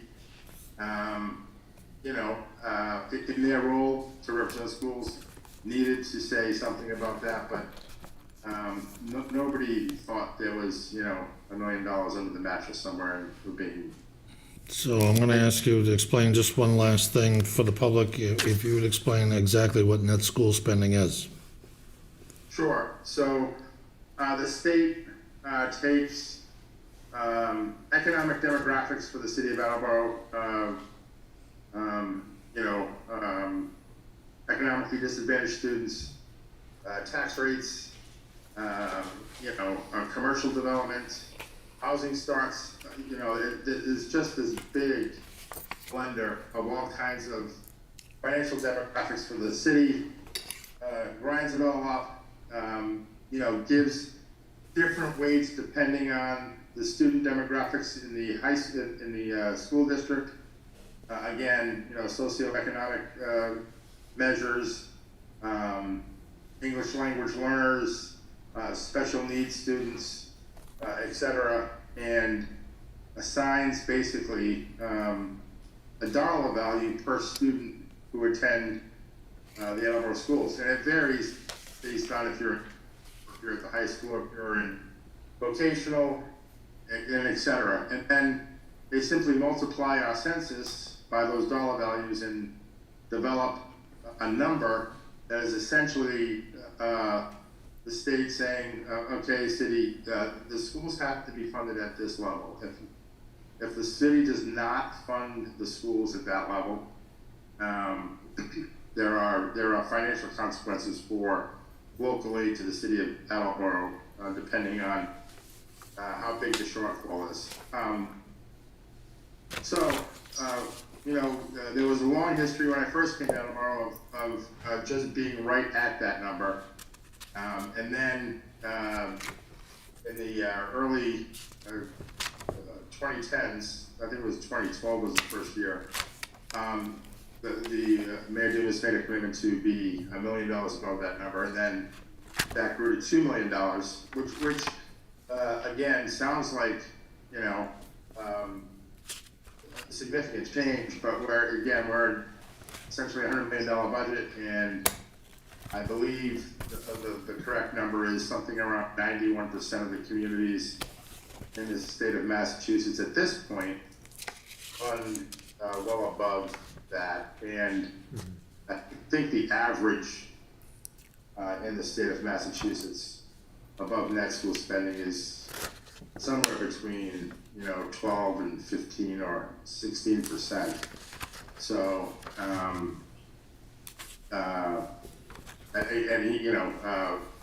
there's no decoding that will tell us how they're doing that, but that's sort of the context of how we live. The Attleboro Public Schools are grateful that the city is funding us above net school spending. Even for 24, we're $1 million above. However, in the context of the rest of the state, we remain, sort of on the wrong end of the spectrum. Thank you for the explanation. Just another question for you, Mark. Historically, you've had a challenge with substitute teachers towards the end of the school year in April, May, June, which is right at the end of our annual budget. Has that situation resolved itself at all at any level, or has it gotten worse? No, we had a great discussion on this very topic in finance last meeting. So we school year's 10 months. Excuse me. And we plow through about 15%, sometimes 20% of the substitute teacher budget in the last month of school. And that condition has exacerbated in the context of the pandemic and since the pandemic. It's been a monumental challenge. I've almost doubled the funding in the substitute teacher line in the last 4 or 5 years, and still can't catch up. We will have another deficit there this year. Again, however, we enjoy, the corollary to that is we enjoy a greater than expected return on the salary lines because, they don't have endless paid time off. A lot of the time off is done on a non-paid basis, and so we accumulate some money in the salary lines that way that help offset the significant deficit in the substitute lines. And what about staffing in other areas? Is that also challenging? Yes, we have continued as a school district, like practically everybody in the country, to struggle with filling vacant positions, and having to do some extraordinary things to cover those vacancies. We particularly struggled this year with paraprofessionals, especially in terms of special education assignments. People just weren't applying. We've made some adjustments. This is a labor contract year for the schools, just like it is for the city. So we've made some adjustments to the wage scale. If we can't hire people on the first step of the wage scale, and we've proven unequivocally that we cannot, we just eliminated it, and it's not doing anything. So, but we've had some very large challenges filling spots in the district this year. So the teachers I've talked to are telling me that paraprofessionals get paid dirt. So what is that salary level? Yeah, so that's an interesting comment. So we live in a market, right? So I would say if you're comparing what paraprofessionals make to a teacher, say, wage scales, they don't relate. However, if you compare our paraprofessional wage scale with other paraprofessional wage scales in the state of Massachusetts, we're highly competitive in terms of what we offer them. The other thing that always gets lost in the translation when you're talking about schools is, like I said, schools operate on a 10-month basis, so their salaries are based on 10 months of work, not 12. So you have to kind of adjust for that. But their starting wages now are above $35,000 a year. Again, that's not any way, shape, or form extravagant, but that's for a person who does not have a college degree and passed a test essentially a competency test to say, yes, you can do the basic work a paraprofessional is required to do. You know, we do have people who have master's degrees working as paraprofessionals, and they're more in the kind of $50,000 a year range, and again, that's for a 10-month job. So I don't think it's our wage scale. I think it's the you know, population that just isn't interested in doing this work. You know, you probably have heard about the same sort of condition for bus drivers. You know, you just can't hire them. It's not that you're not paying them enough. It's they're not out there. Does anyone have questions for Mr. Furtado? I'm the only one? Councilor Cobus, you have the floor. Thank you, Mr. Furtado. So you start off by talking about the $2 million that it's the ESSER funds that will dry up in September, you said. Yeah, September of 24. Okay. From this September. Okay, and so those funds, we've been augmenting operational costs with those, correct? Have we been using that for operational expenses, or? It's definitely operational money that we're spending, yes, but it's for support structures that did not exist pre-pandemic. So through the pandemic, the 2 or 3 years of the pandemic, students lost a great deal of you know, generically learning. They just, you know, the whole hybrid thing, the whole remote thing, really undercut their ability to absorb knowledge. And then in addition to that, so that's the sort of meat and potatoes of education that they sort of missed out on. But in addition to that, the whole social emotional development of students through that time period, those 2 or 3 years, again, severely damaged. We had a lot of students coming in highly anxious to be in school. You know, it's just, I could go on and on. Families went through terrible conditions, and so that kind of $2 million is funding the supports to address those particular issues that developed during the pandemic. It's not that we haven't been able to pay our science teachers and therefore needed those funds. It was a whole bunch of support structures and people, and you know, we developed what we call the Attleboro Virtual Academy, which is an online school, because there were you know, a significant number of students who did not want to come back to the building, and you know, we're thrilled because those students have dwindled in numbers over the past 2 or 3 years. So the impact of the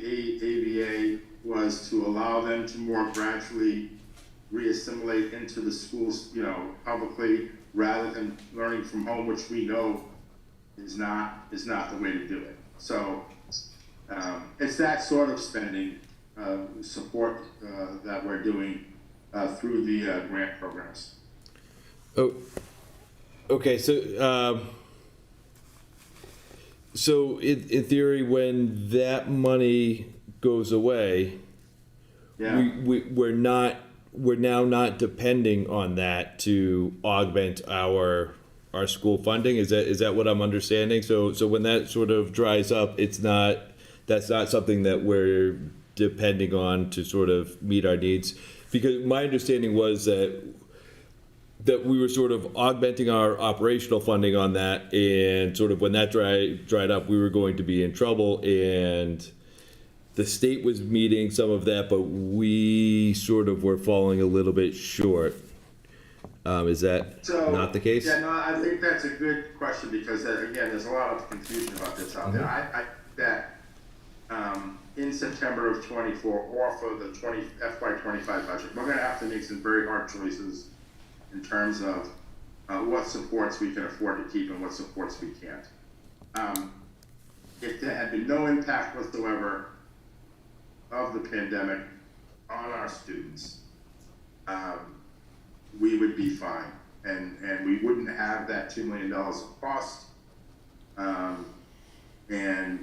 Our funding has gotten a little better because of the Student Opportunity Act and the reforms it made to that formula I told you about, where they come up with the number for each student, taking into consideration, things like English language learners and special needs students and health insurance increases, which have resulted in that formula being a little more favorable to the Attleboro Public Schools. So if you erase the impacts of the pandemic on our students, on our families, the $2 million a year wouldn't be needed anyway. But again, I want to be very clear that we have no expectation that at the end of the 24 budget cycle, that all of those problems have melted away and gone away, because that simply won't be the case. So as I said, we're gonna have to make some very, very difficult choices as to what to maintain and how to maintain that to keep supporting the students who need that support. Okay, and so that brings me to my next question. Are there things that we are doing now to prepare for that, and to prepare for that sort of $2 million hole that we're going to have for that next budget cycle, that we've seen it coming. It's been sort of marching along. We've known it's coming. You were expecting to see, $2 to $2.5 million above net school spending. This cycle, you ended up with $1 million over. So what are we doing to get ready for next year when that $2 million is gone? Yeah, so that is again an excellent question. So we had hoped to migrate off of the grant over the course of 2 years, 24 being the first year and 25 being the second. But the funding situation simply didn't allow that for 24. We're doing a lot to accommodate this. We have expanded our vocational programs, adding 5 and going with 1 or 2 more next year. There is additional funding per student for students who are in the vocational program, so that helps increase that foundation budget number. So we'll see a noticeable jump next year. We're thinking maybe $500,000 as the changes that occur to school district wash through the formula over the course of 18 months. It doesn't happen instantaneously, so we're expecting a little jump in our funding for 25 due to the vocational expansion. The SOA, like I said, did help Attleboro's foundation budget as well, and there is still more of that to be implemented, so we expect... The SLA? I'm sorry, if I don't know. Student Opportunity Act. Oh, okay, thank you. I'm sorry, yes, Student Opportunity Act, which again is the state... Got it. Yep. Finally admitting that the foundation budget formula was not working as it should have. So they made some tweaks to the formula through the Student Opportunity Act, which benefited the Attleboro Public Schools. So we expect another jump next year in that regard, and hopefully that gets us close enough to where we're not making cuts that will result in students losing ground again. That's really what we don't want to do. So had we stayed at $2.5 million above net school spending this year, we would have migrated some of that support costs over to the operating budget. Thank you. Anyone else have questions for Mr. Fatano? Yes, Mr. Waterman, you have the floor. Thank you.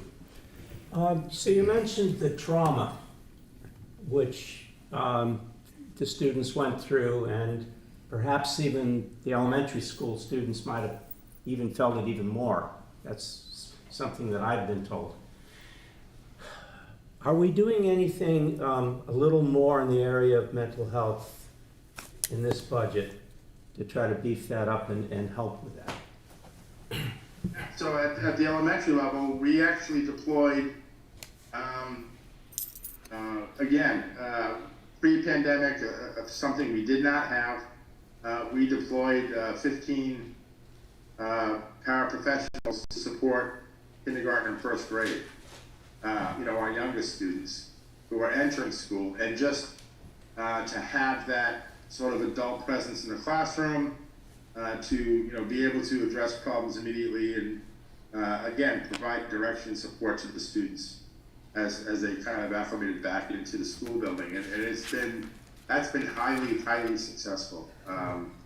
That's of everything we're doing, that's probably the most cherished on the part of the school building leadership teams.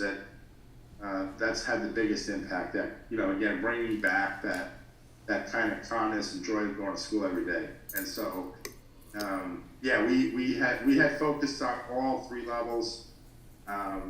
We have established an intervention team, if you want to call it that, so that if there are crises with a student anywhere in the district, high school, middle school, elementary school, we have a group of about 3 or 4 folks who will be intervening in that situation, trained to kind of de-escalate and calm things down and get the student back on track.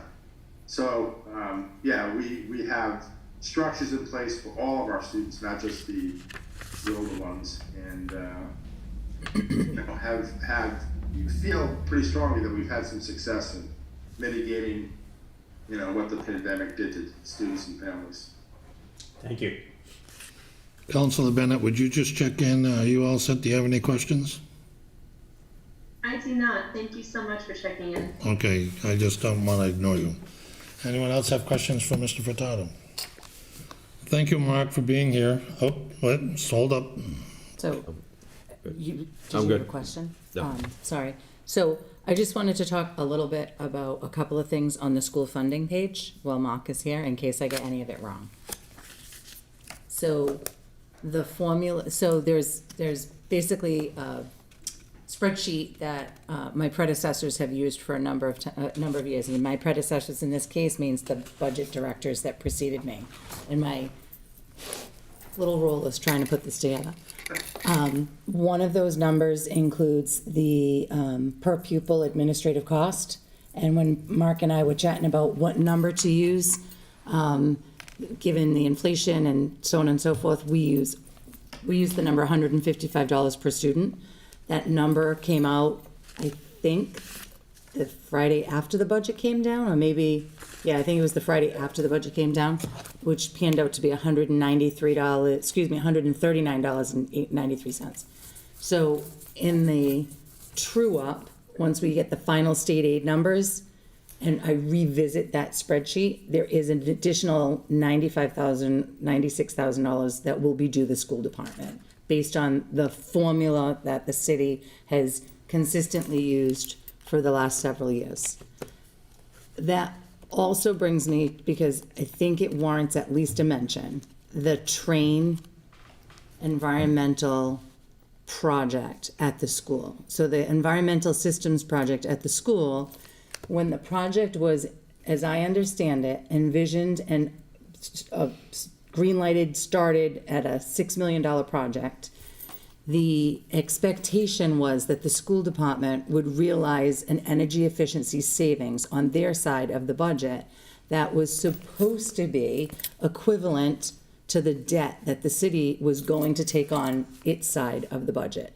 We all know that debt payments are not net school spending eligible, right? So that's a given. We all, in the finance world, we all understand that. But it's my understanding that part of the, okay, we'll do this project is the city can't afford to continue to fund you at the 2 million above, and you realize the energy savings, but over the life of the project, the school department was supposed to receive greater benefits from the energy efficiency both financial and the energy efficiency benefit. The impact to the fiscal '24 budget compared to '23 is substantial. So if you were to look at the spreadsheet that Jeremy Stoll used last year, the debt cost related to the train budget that the city took credit for, so to speak, right, on what we're not gonna give the school above net school spending, was on the order of $59,000. Because in the '23 budget, all you had to pay for was an interest expense on a ban. For the '24 budget, the city treasurer earlier tonight said that she went to market and she borrowed the train project, the environmental systems project at the school.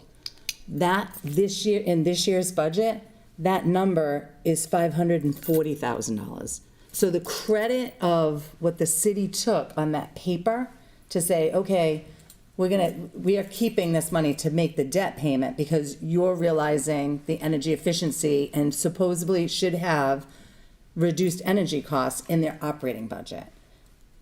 Fiscal '23, $59,000. Fiscal '24, $540,000. The debt coming on obviously was substantial, but a big portion of that is interest, which is directly related to interest costs. So I imagine not one person that sat there at the beginning of this project ever expected the interest cost on that project to fall out to what they were. It's, I think all of our modeling was talking about, $250,000 or $300,000 a year, and that's what the efficiency savings are supposed to be. Technically, this is a unique project, and what's supposed to happen is they put new systems in the buildings, much better, and the savings are again, at that time, as Deb is pointing out, this was like 3.5 years ago, the savings would match the debt payments for the work. So that, essentially it's free. Nothing in life is free, but it's free. And our systems were failing. We had no air conditioning in Wamsutta 2 years ago. It was about to lose all of its air conditioning, and those are all our special needs elementary school students, et cetera, et cetera, et cetera. And this, the city certainly wasn't in a position to just write a check and say, here, do $6 million worth of work. So we scoped out the project, based it on, as Deb is pointing out, the efficiency savings that the new systems would provide, vis-a-vis what at that time was borrowing money for free, and we'd end up not being in a different cost position, but having new systems in place. Unfortunately, as Deb pointed out, we went out to do this this week, and the sort of inflation climate has changed, and so we're going to be incurring about $200,000 to $300,000 a year in costs above what was planned, just because of the financial environment that we're in today versus 3 years ago. So I only mention it as way of part of how we got to where we are today as it relates to the expectation of the million versus the 2 million. It's not to say that further conversations won't be had. I know that from my perspective, at least, it was kind of enlightening through the budget process to see what was and wasn't done. And I think the mayor's idea of having a committee pulled together to really, get a better understanding of the entire picture for everybody is important going forward, particularly as you're looking at the Student Opportunity Act, additional revenue coming in from that, but the loss of ESSER funds and stuff like that. If I've learned anything over the last 2 months doing this, is that we need to do it more collaboratively together. So that, I think, is something that definitely has come out of this process. This isn't perfect, right? But at least I hope folks understand why that number is presented the way it is in the budget book. It's based on what was planned, and unfortunately, the economic conditions today are not anywhere near what they were at the beginning of the project. Well, personally, I don't have a problem with it because, for us to get all those environmental service units installed for $200,000 a year is a bargain. Nobody gets anything for free, right? Free doesn't exist, Mark. We all know that. So I'm Number one, I thought the train contract was smart right from the beginning because they're professional, they knew exactly what they're doing, and they did it and they got it done. And I'm thrilled that we were able to get it done when we did get it done. And that, she said, I think a rate on that train ban was 3.3% is what she I said. think she said 3.11. Yeah, which is Yeah, which- really, really favorable. The coupon this year is, So, kudos to you, Mark, and getting that train contract together. That was all you, and I think that was a master stroke, because you really pulled off a lot of capital improvement for what I think is short money. It's a good job. Thank you. Agreed. Anybody else got any questions for Mark? Thank you, sir, for being with us tonight. Thank you for having me. I'd like to say I'm looking forward to attending another finance meeting, but I gotta tell you, That's a lie. they're not all that entertaining, Mark. You're always welcome, Mr. Conti, you know that. Thank you. Yes, I know I am. I just have been a little too busy to get there, and my schedule isn't matched up with yours, but I'll get back there someday. Thank you, sir. Thank you. Have a good night. Good night. So next is wastewater. I think we're just about on schedule for wastewater. I just saw. oh, he was just Yes, I think there. there he There is. he is. Wonderful. Thank you, Thank Bill. you, thank you. Thank you. Good night. So, we're now on wastewater, and I think wastewater's in a separate book, so you've got a whole nother book on wastewater. It is, see, I've got 4 years of budgets here, so I can't tell you. Is it pink? It is. Now, well, this year's version was at the back of the binder that we put Back of the together. binder. Yellow. It's in yellow at the back. Yeah. Very last section is water wastewater. like all part of the same. So does it have a page number? Yes, page 1. Let's see, proposed budget, 18, budget administration, general fund. So in the very back of the book, There it is. Right back of the book, The I have Public salaries. Works. And So you got, you also have, like, Excuse page me. 155 past that. so the yellow section, sir, says enterprise Hold funds. it. Yep. Yeah, you're not even in the right book. There I am, You're it's not not even in the right right place. book. you also have this over here. Wastewater Well, salary yeah, I'm just detail. talking about the numbers. Wastewater enterprise funds. Okay, Tom, sorry for the delay. You've got the floor. Okay, it's just a long day. It's a long day. So, what's flowing? Hopefully everything right now. Yeah. Keep up the good work, Tom. Floor's yours, Tom. All right. We did our best to keep the budget level this year. I think you know, though, everything is going through the roof. Supply chain's broken pretty bad, and our replacement parts and chemicals are just skyrocketed this year. It's gonna be a rough year for us, I got a feeling. We really cut everything to the bone. There's not a lot of wiggle room in this budget this year, compared to some other years. But hopefully we're gonna, be all right.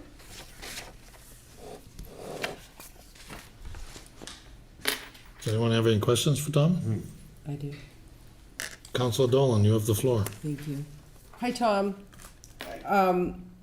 So, I know water and wastewater is always a struggle. When Superintendent Allen was here, and I'd like to discuss with you as well, that I think we really need to revisit the fees again. Back in 2020, you and Superintendent Allen had submitted fee rates to us. Now, we're talking fees and not rates. And I was hoping that we could do that again, because I know that in the spreadsheets that you and wastewater and water had sent out, that, there were some fees that we're not in line with. There were some fees that, we could, we don't need to be doing projects that we're breaking even on. or even potentially losing money. I remember when you explained it about having to pay for, you know, police details and all the work that you guys do, and the pipes per linear foot and so on and so forth. So I'd like to revisit that, and I know that we did pass some for you and for water, but not all. And I'd like to revisit that again, so we can't have retained earnings for you guys at dangerously low levels, considering the importance of water and wastewater. Would that be something you'd be interested in doing? Yeah, I mean, it's been discussed already. I think that we need to, you know, probably bring in a private consultant that actually, you know, has a better idea of what they're doing to set fees and rates, and can look at everything from, you know, a third party and recommend what they feel that, you know, we should be setting for our rates. We did them ourselves and tried to, you know, be as fair as possible. And I basically, last time we did it, I based it on just interviews with my staff and how much time they spend on each aspect of, you know, carrying out a permit from issuing to, you know, completing the permit. And I just kind of came up with a number about, you know, approximately how much it costs to actually, you know, put that permit into motion and to complete it. And that's where I developed the cost of the permits. But I think, you know. Didn't you also check neighboring communities as well for those fees? Yeah, we that? did, and they vary. Some are extremely high. Some are more in line with what we are. But, you know, it has a lot to do with the size of the community and their where they're getting their funding from, and if they're a big regional community or something like that, they have a lot of other funding sources, and they collect higher fees. So they tend to be able to, you know, not charge maybe as much as some of the smaller communities because they have a lot more places to get funds from. Right. Yeah, I think that I would be on board for revisiting that yet again. I think it's important. And I remember discussing with you and Superintendent Allen about, you know, you have to have 2 people from your department to be there when they're doing water mains, and you have a minimum of a police detail that's a minimum of 4 hours, and the costs really, you know, rack up, and I just don't want to be breaking even on that stuff when you guys need to survive on your retained earnings. So Yeah, they've been pretty lean lately, the retained earnings. yeah, and that's scary to me. Thanks, Tom. So Councilor Dolan, I'm happy to hear you say that, because in our budget meetings next week, I will be putting forth a amendment to the motion to the water rate and the wastewater rate to raise them so that we do not use the retained earnings. Because I do believe that as you just said, the retained earnings on the enterprise funds are at a dangerous level. They need to be sustained. They Councilor, do. Actually, can I Sure. respond to what you Yes, just said? please. They do need to be sustained, but I want to revisit the fees. I don't want to support making the rates higher for the residents.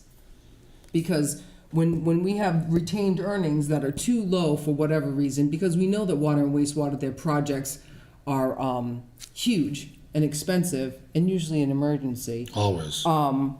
So instead of putting it on the ratepayer, I would rather, again, revisit the fees that we didn't allow them to raise on projects that don't benefit any resident. And, you know, new developments or whatever the case may be. I understand. When they're not paying, you know, like Tom talked about the permit fees and everything that's included in that, we need to be charging what other cities and towns are charging, at least the minimum of what. We can't have people being taken offline that Tom may need that need to be at this project, and we have a minimum of 4 hours for our police to be there for the detail, and we're, you know, charging so much per linear foot of the pipe that everybody else is charging 10 times more.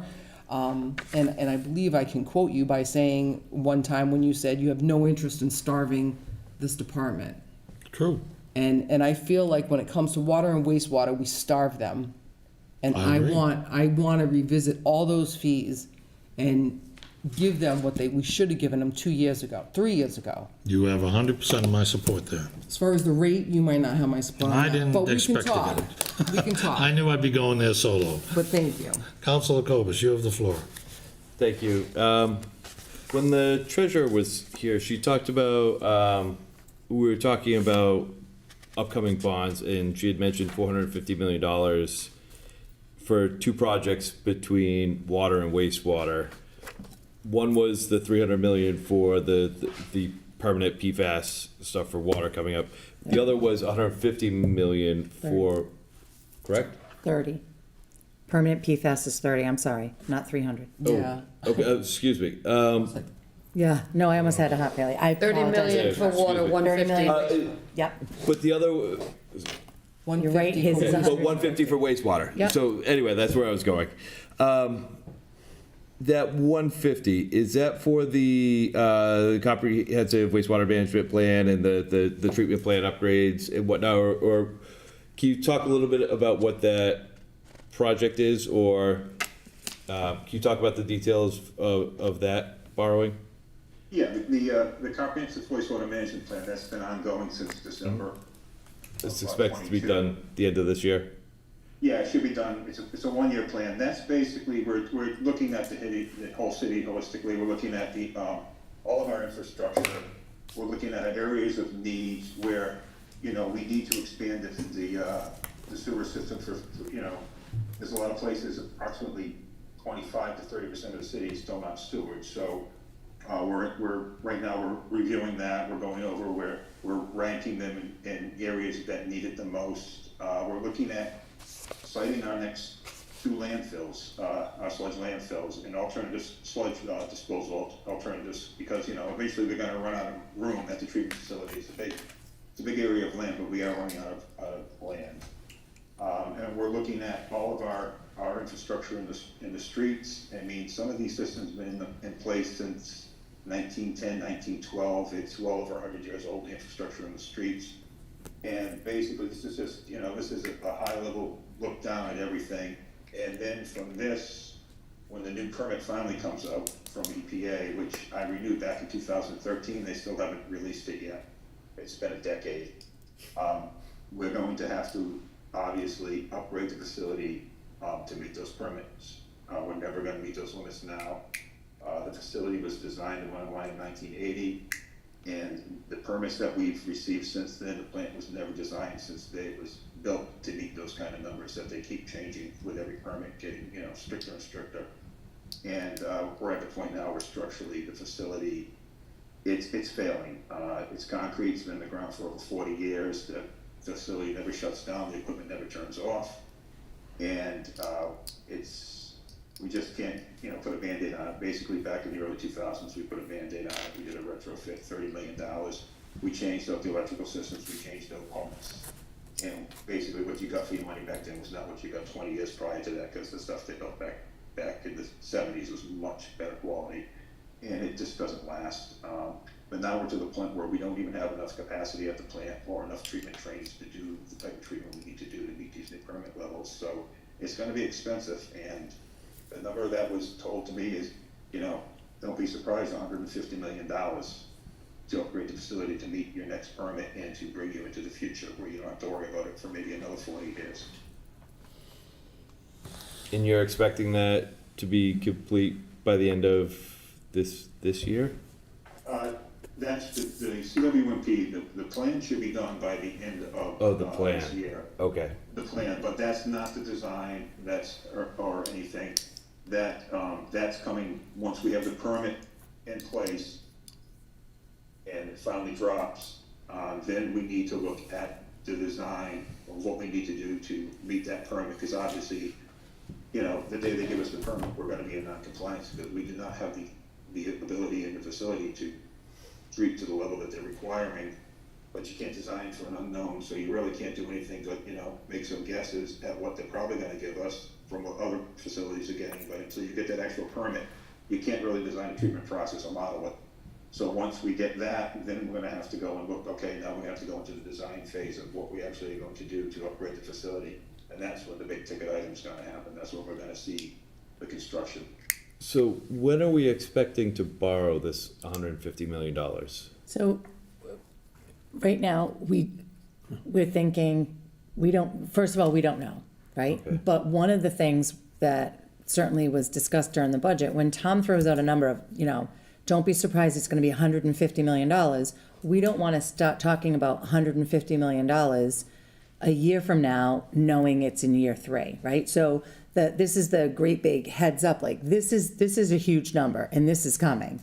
So the CWMP is just a planning tool. That's not going to give us, as I understand it, Tom, that's not gonna give us the number that we're gonna have to build for. That will be the design, which we don't know.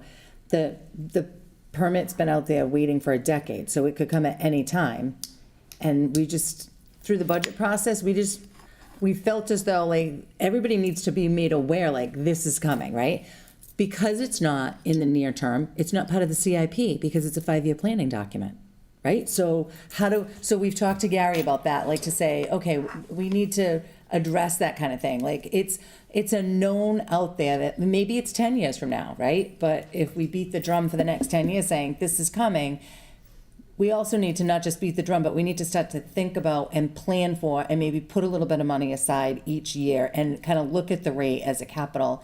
And to Councilor Dolan's point, part of both the water and wastewater enterprise fund budgets have a rate study line in them so that we can seek out a professional to help with things, not only the actual rate, but permits and that kind of stuff. And then another thing that the council has always expressed great interest in is the indirect study, right? The indirect cost analysis. So a line item is in both the water and wastewater budget for that, so that we can bring in folks who do this, for a living and, provide additional guidance to us here to say, this is a best practice for this. This is what you should be doing. I mean, modeling for rates in enterprise funds for both water and wastewater are all over the place, right? Like other people can tell us better potentially how to do it. Like it would be wonderful if they walked in and said, oh, you're perfect, you're doing this the right way. I don't expect that, right? So I'm not an expert in that. And through this process and working with Courtney and Tom, I think the three of us all thought, and the mayor as well, right? Like this is something that we think is a good thing to do and figure out how we should best move forward. If we know it's going to cost $150 million and we're going to use it for the next 40 years, might as well start paying for it now. Yeah, and establish, a special purpose stabilization fund or whatever the case may be. But that means at some point, the rate's gonna have to go up to do it. No kidding. Right? That's my point exactly. Yeah, no, I mean, but we need to at least let you know it's coming, right? No, I very much appreciate that. You know what I mean? Like, and that's- appreciate that this was put in the budget message and that it was brought up and that the treasurer brought it up and Yeah. it's good. I think Tom told me it was coming the first year I was here, when I went on my tour with him, You all set? 5 years ago. Yeah. So Tom, is there any community in Massachusetts that's currently constructing a wastewater plant? At this scale, not that I know of. I mean, a lot of communities tend to phase in to meet permit requirements. They don't bite it all off in one big chunk because you can't afford to do that anymore. It'd be nice to because, everything goes online at the same time, but most people, when they do these projects, they phase them in, and they're not all done in one big push like we did back in the early 2000s, because that was just a retrofit. But because of the way our system is designed, it cannot be retrofitted to be meeting the new permit requirements. It's the basics of the system are going to remain the same. Structurally they need to be assessed, so the concrete's old and it's cracking. But we just don't have enough capacity. We don't have enough anoxic and anaerobic trains and things like that to do the nutrients removals. We have to create anaerobic and anoxic zones for phosphorus and nitrogen removal and things like that. The plant was never designed to do these things. And the permit just keeps getting tighter and tighter every time it renews. So are you thinking that we would be building a new plant and maintaining the existing one Maybe perhaps even after the new plan is It would built? be patchwork. It would be put in line with the existing plant, and you would, if we're using available land, we would have a much bigger biological treatment process to handle all the nutrients removals because the stricter permits, and we're gonna have to start doing more biological removals instead of chemical precipitation, which we rely on now with the existing facility, but because of the limitations on the aluminums and the certain metals that we use to do the nutrients removal, we're not gonna be able to use them anymore because they our permit our limits are parts per billion. Sometimes they're less than 1 part per billion in our permit levels when it comes to metals. And it's the tool that we use to beat the nutrients permit for no phosphorus, but now we can't really do that anymore because, they've got us down to single digits on these numbers, and we're already using that product in the process, so we have to find other ways. So now we have to go more of a biological route, which means we have to put in bigger biological reactors and basically get them into the flow process of the plant, and it's going to cost a lot of money to do. And my understanding is that the plant in its current location is the nadir of the system. It's the lowest point in the city, so the new plan is going to have to be at that location as well? Yeah, it would be, yeah, definitely. I mean, you try to do as much as you can from gravity. We have very little head at our facility from where the flow enters the facility to where it leaves, so we do a lot of pumping. We pretty much have to, we move the water many times. It doesn't just flow by gravity. We have to lift it and move it around the plant quite a bit just to get the plant to work, just because we just don't have the elevations to begin with. We're fairly low coming in, and we're not much lower going out the back. We don't have a lot of elevation to play with. So there's going to be a lot of pumping involved, I can guarantee you. Along with the biological trains and whatnot, there's going to be more pump stations involved, big pump stations at the facility to move the flow where we need it to go. So it's going to be more expensive to run. Does anyone have any questions for Tom? All set? Not really questions, I just want to point out a couple of things Okay. in the budget. Yep. So Tom's budget, also like the general fund budget and the water budget, has the, basically the flat for the snapshot for health insurance, right? The open enrollment numbers were used at the current rates, excuse me, not at the current rates, but at the new rates for fiscal '24. The retirement appropriation is in there. The retirees' plans have a 5% increase for the projection at January 1st. His chemical budget, Tom and Courtney both revisited their chemical budget the day before the budget came down because the new numbers came in, the bids came in, so it's what we believe to be is a decent estimate. When you look at the chemical line, you'll see the $1,825,000. $1,825,000 was his request. The recommended number is at 1.5, and that's based on the 1.5 we worked together to come up with, is it a reasonable estimate given the activity for this year and the bid numbers that came in? So his bids are current for all chemicals. So at $1,185,000 is before we knew what the final numbers would be. I did leave in the budget his request of $250,000 with the mayor's permission, and that is the equal amount to what is funding the budget, quote unquote, from the retained earnings. Tom shared with me that, you know what, he said every year it goes in and every year it gets cut, and then I return and I have to do a measure like this through retained earnings once it's certified. And to me, that was just, if we couldn't afford to do it through the new, like an increase in the rate, then why are we waiting? At least it gives him the flexibility to use his existing retained earnings now as a tool for to get a head start on it in July, August, and September, instead of waiting for the retained earnings to be certified in the fall and then come before the council and essentially ask for the same thing. When the council looks at the, if you look at, in this particular portion of the budget book, you'll see that the wastewater retained earnings to fund the budget in '23 was $269,605.66. There wasn't an equivalent capital need. That was just operational, right? So we've at least come off of that a little bit, and it's not for operational, it's for an existing capital, so sort of the same trend of what would we use free cash or retained earnings for? It's an equal amount. You'll notice on the page 7, the chart that's trending down, the wastewater retained earnings for betterment share of debt, that's because that debt is coming off the books, right? So that small portion of 14,629, it's trending down, it's coming off the books. That's some of what Tom was talking about from the early 2000s. I just want to touch again on the revenue side. You'll see on page 6 of the budget book for Tom's, right? You have the MWPAT loan subsidy of 62,000.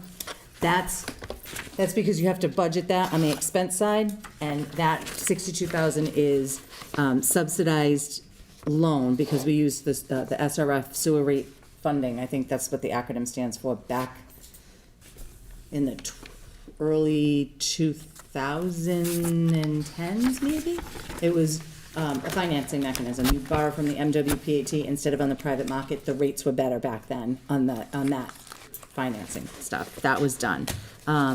The 14,000 is the betterment share of debt, which is appropriate to take from that, because basically what that is revenue that had come in over time on the betterments, and it's built into the retained earnings. If you were to do a similar project today, the law changed from when we did these projects 20 years ago. You couldn't even allow betterment revenue that's generated and paid in advance to go to equity like that, to become part of your fund balance. It would, retained earnings, it would have to be segregated out and set aside for future payments. We kind of internally did that here in the city over the course of the last 20 years.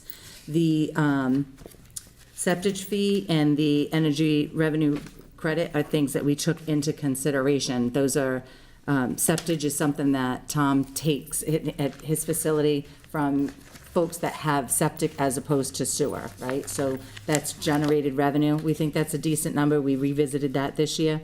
And the estimated revenue credit, that's one of the energy, I want to say next gen, but it's not next gen. It's the credit, one of the solar credits that we get, that Tom and Courtney both have in their enterprise funds. So the proposed rate increase is 32 cents this year. And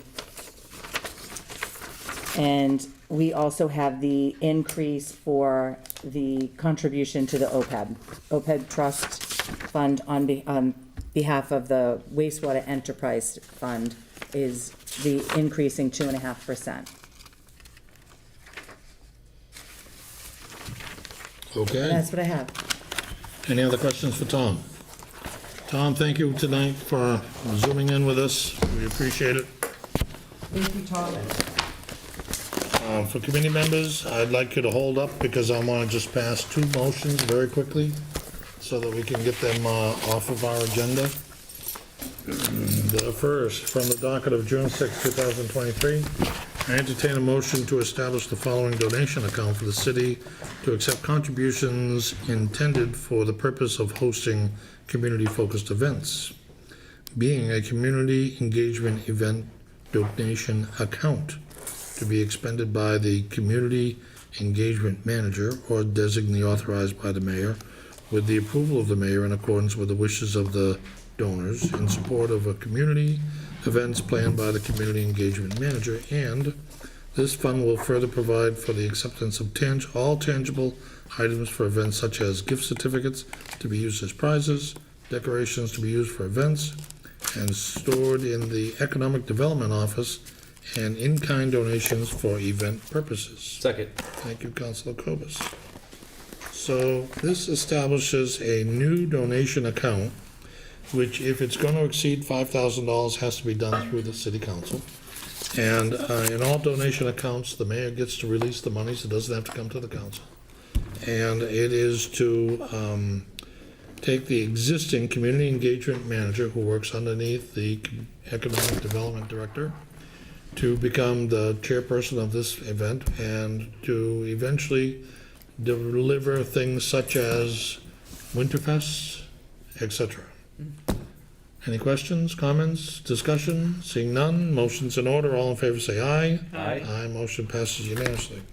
From the docket of June 6, 2023, entertain a motion to establish the following donation account for the city to accept contributions intended for the City of Attleboro fireworks events. Establishing this donation account will allow donations to be used for our upcoming firework event on September 2nd, 2023, and for future fireworks events regardless of the date. Once all the funds in 2004 4th of July donation account are used for the next 4th of July fireworks event, this account will be eliminated. Second. Second. I got Councilor Reynolds first. She beat you. Do you want to read the rest? Rare event. Did you want to read the rest of the motion, or? The rest of it's not part of the motion. So, in your work, you can see the details that the 2024 fireworks event is going to receive. The reason why we have to do this is because the current donation account for fireworks is stated for July 4th fireworks, which is not going to happen this year. Correct. In fact, there may not be fireworks on September 2nd if there's not enough money. Correct. So this is to establish a donation account so the money can go in there should there be enough money for September fireworks. Correct. Got it? Clear? Any questions, comments, conclusions? Motion's in order. All in favor say aye. Aye. Motion passes unanimously. I entertain a motion to adjourn. Second. Thank you. Motion's in order. All in favor say aye. Aye. I declare the committee adjourned at 10:12. Thank you for your long evening. I appreciate it. That's okay. You're Call welcome. Ordinances, Thank you. Elections, and Legislative Matters Committee to order at 10:12. Present with me this evening is Councilor Conti. I have 3 motions for this evening, and I apologize for the late hour of this. But I was hoping I could get these out this evening because they do need to roll in with the start of the budget year. For these 3 motions, before I read them, all 3 of them are missing the effective date, which should have been on here. So I don't know if I should read them in and amend to add the July 1st, 2023 effective date, or if we can do this as a friendly amendment for each one. Do a friendly. Thank you. So From the Councilor docket of Bennett, April 18th, Excuse me. 2023. Oh, sorry, go ahead. I'm sorry, what'd you say, Debbie? Is it in the charter or the ordinance? it's in the charter, the effective date. The effective dates are in the charter? Perfect. Okay. From the docket of April 18th, 2023, I entertain a motion to approve the following ordinance changes to Section 9 and Section 20 of the Attleboro City Ordinances effective July 1st, 2023. Section 9-2, license and permit fees, increase the following fees. Neutered male, $10. Spayed female, $10. Replacement of lost tag, $10. Adoption of dog, $300. Section 9-2, license and permit fees, delete the following fee. Feline adoption, $90. Section 9-2, license and permit fees, add the following fee. City-run rabies clinic vaccination, $20, dogs and felines. Delete section 9-41.2 in its entirety and replace with the following. 9-41.2, the owner of an impounded dog shall be entitled to resume possession of any I'm sorry, the third? No, go ahead. Sorry. The owner of an impounded dog shall be entitled to resume possession of any impounded dog once it is licensed. A fee will be assessed to the owner for the intake of the dog by an animal control officer at the rate of $25 and the boarding of the dog at the shelter at the rate of $25 per day. The owner shall also be required to pay the costs incurred by the city for the services of a veterinarian to render emergency care or treatment to a dog impounded in the city's animal shelter. second. Section 20, I'm sorry, there's a bit more here. They're all together. I had said there were 3, it's actually 3 sections of this. Section 20-11.2, 20-11.3, the revised ordinances of the City of Attleboro, delete section 20-11.2 in its entirety and replace with the following. 20-11.2 revenues, the city auditor shall establish the Animal Welfare Fund, number 2615, as a separate fund and credit to the fund 1/3 of the income generated by the adoption fee derived under City Ordinances 9-2 as amended for both dogs and felines. 100% of the income generated from fees collected during city-run rabies vaccination clinics derived under City Ordinances 9-2 as amended for both dogs and felines, and to receive $1 for every fee collected pursuant to 9-43 of the revised ordinances of the City of Attleboro. Delete section 20-11.3 in its entirety and replace with the following. 20-11.3 purposes and expenditures. During each fiscal year, the animal control officer, with the approval of the superintendent of Parks and Forestry and the mayor, may incur liabilities against and spend monies from the Animal Welfare Fund number 2615 for the purpose of direct services for the care of animals, such as medical treatment, spay and neutering of animals, food for animals, and to pay for expenses incurred with the supplies, structure, and organization of a city-run rabies clinic. Prohibited expenditures are building maintenance, facility care expenses, and salary and wages. Second. Thank you. Just a couple of quick notes here, just to really highlight the differences. For the license and permit fees for dogs, they are increasing by $5 for neutered male and spayed females. For as many years as I can remember now, they've been at $5. So this is it seems like a big increase to double it, but really they have not been changed. I'm not even sure when the year was that they were last visited. And the other significant increase, the most significant I think, is the adoption of dog, which is going from $90 to $300. So that's certainly worth noting for the council. And otherwise, they're just minor changes, adding, for example, 100% of the income generated from the city-run rabies vaccination clinic to go to the Animal Welfare Fund. So that's a new addition for this year. Are there any questions or comments? Hello? I just have, Yes, hi. I just wanted to ask, why such a huge increase in the adoption rate?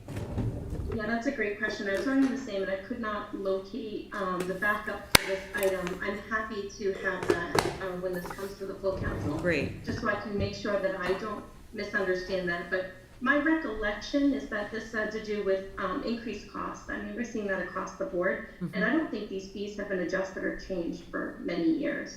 You'll also see that the feline adoption fee goes away completely. So I'm not sure. I'm sure there's a story there. Yeah, I would love to know it. Only expenses are being incurred. it does see 300 seems expensive when you can purchase a dog actually from puppies and for less money if you're purchasing from someone that someone's that's having the dog. Then you pay for your own shots and whatnot. That's what I guess I'm trying to figure out. When they adopt, have all the shots, do they leave with all the shots? And that's what's causing the increase by almost 30%. It'd be interesting to know. That's a good Yeah, question. I'm happy to get that information. Great, That's what, a very good and what question. it includes when they adopt. It would be wonderful. Thank you. And certainly, if I may put in my 2 cents, Councilor Bennett, we don't want to raise the fee so high so that we wind up with an animal shelter full of dogs because nobody will adopt them at a higher price than they can get them someplace else. Yeah, I'm concerned about that a little bit. Absolutely, I was concerned about that as well. So I'll certainly get that information before we vote this. If everyone's comfortable with bringing this on committee. I'm fine. Yeah, I'm comfortable getting it out. I'm Yep. fine with it, yeah. Thank you. Any other comments, questions, or concerns? All right, all those in favor? Aye. Aye. Motion passes. That concludes the business for ordinance elections and legislative matters. I move to adjourn. Second? All those in favor? Aye. Aye. We are adjourned at 10:20 p.m. Thank you. Thank you. That's a wrap. That's a wrap. Oh, zoning. I'd like to Nope, call the it's not a zoning, wrap. I'd like to call the zoning committee to order. Sitting on the zoning committee is, hold on. You and I. Councilor Copus and I. I'm getting there. Hold on. Transportation, traffic, zoning, and land use, and the time is Here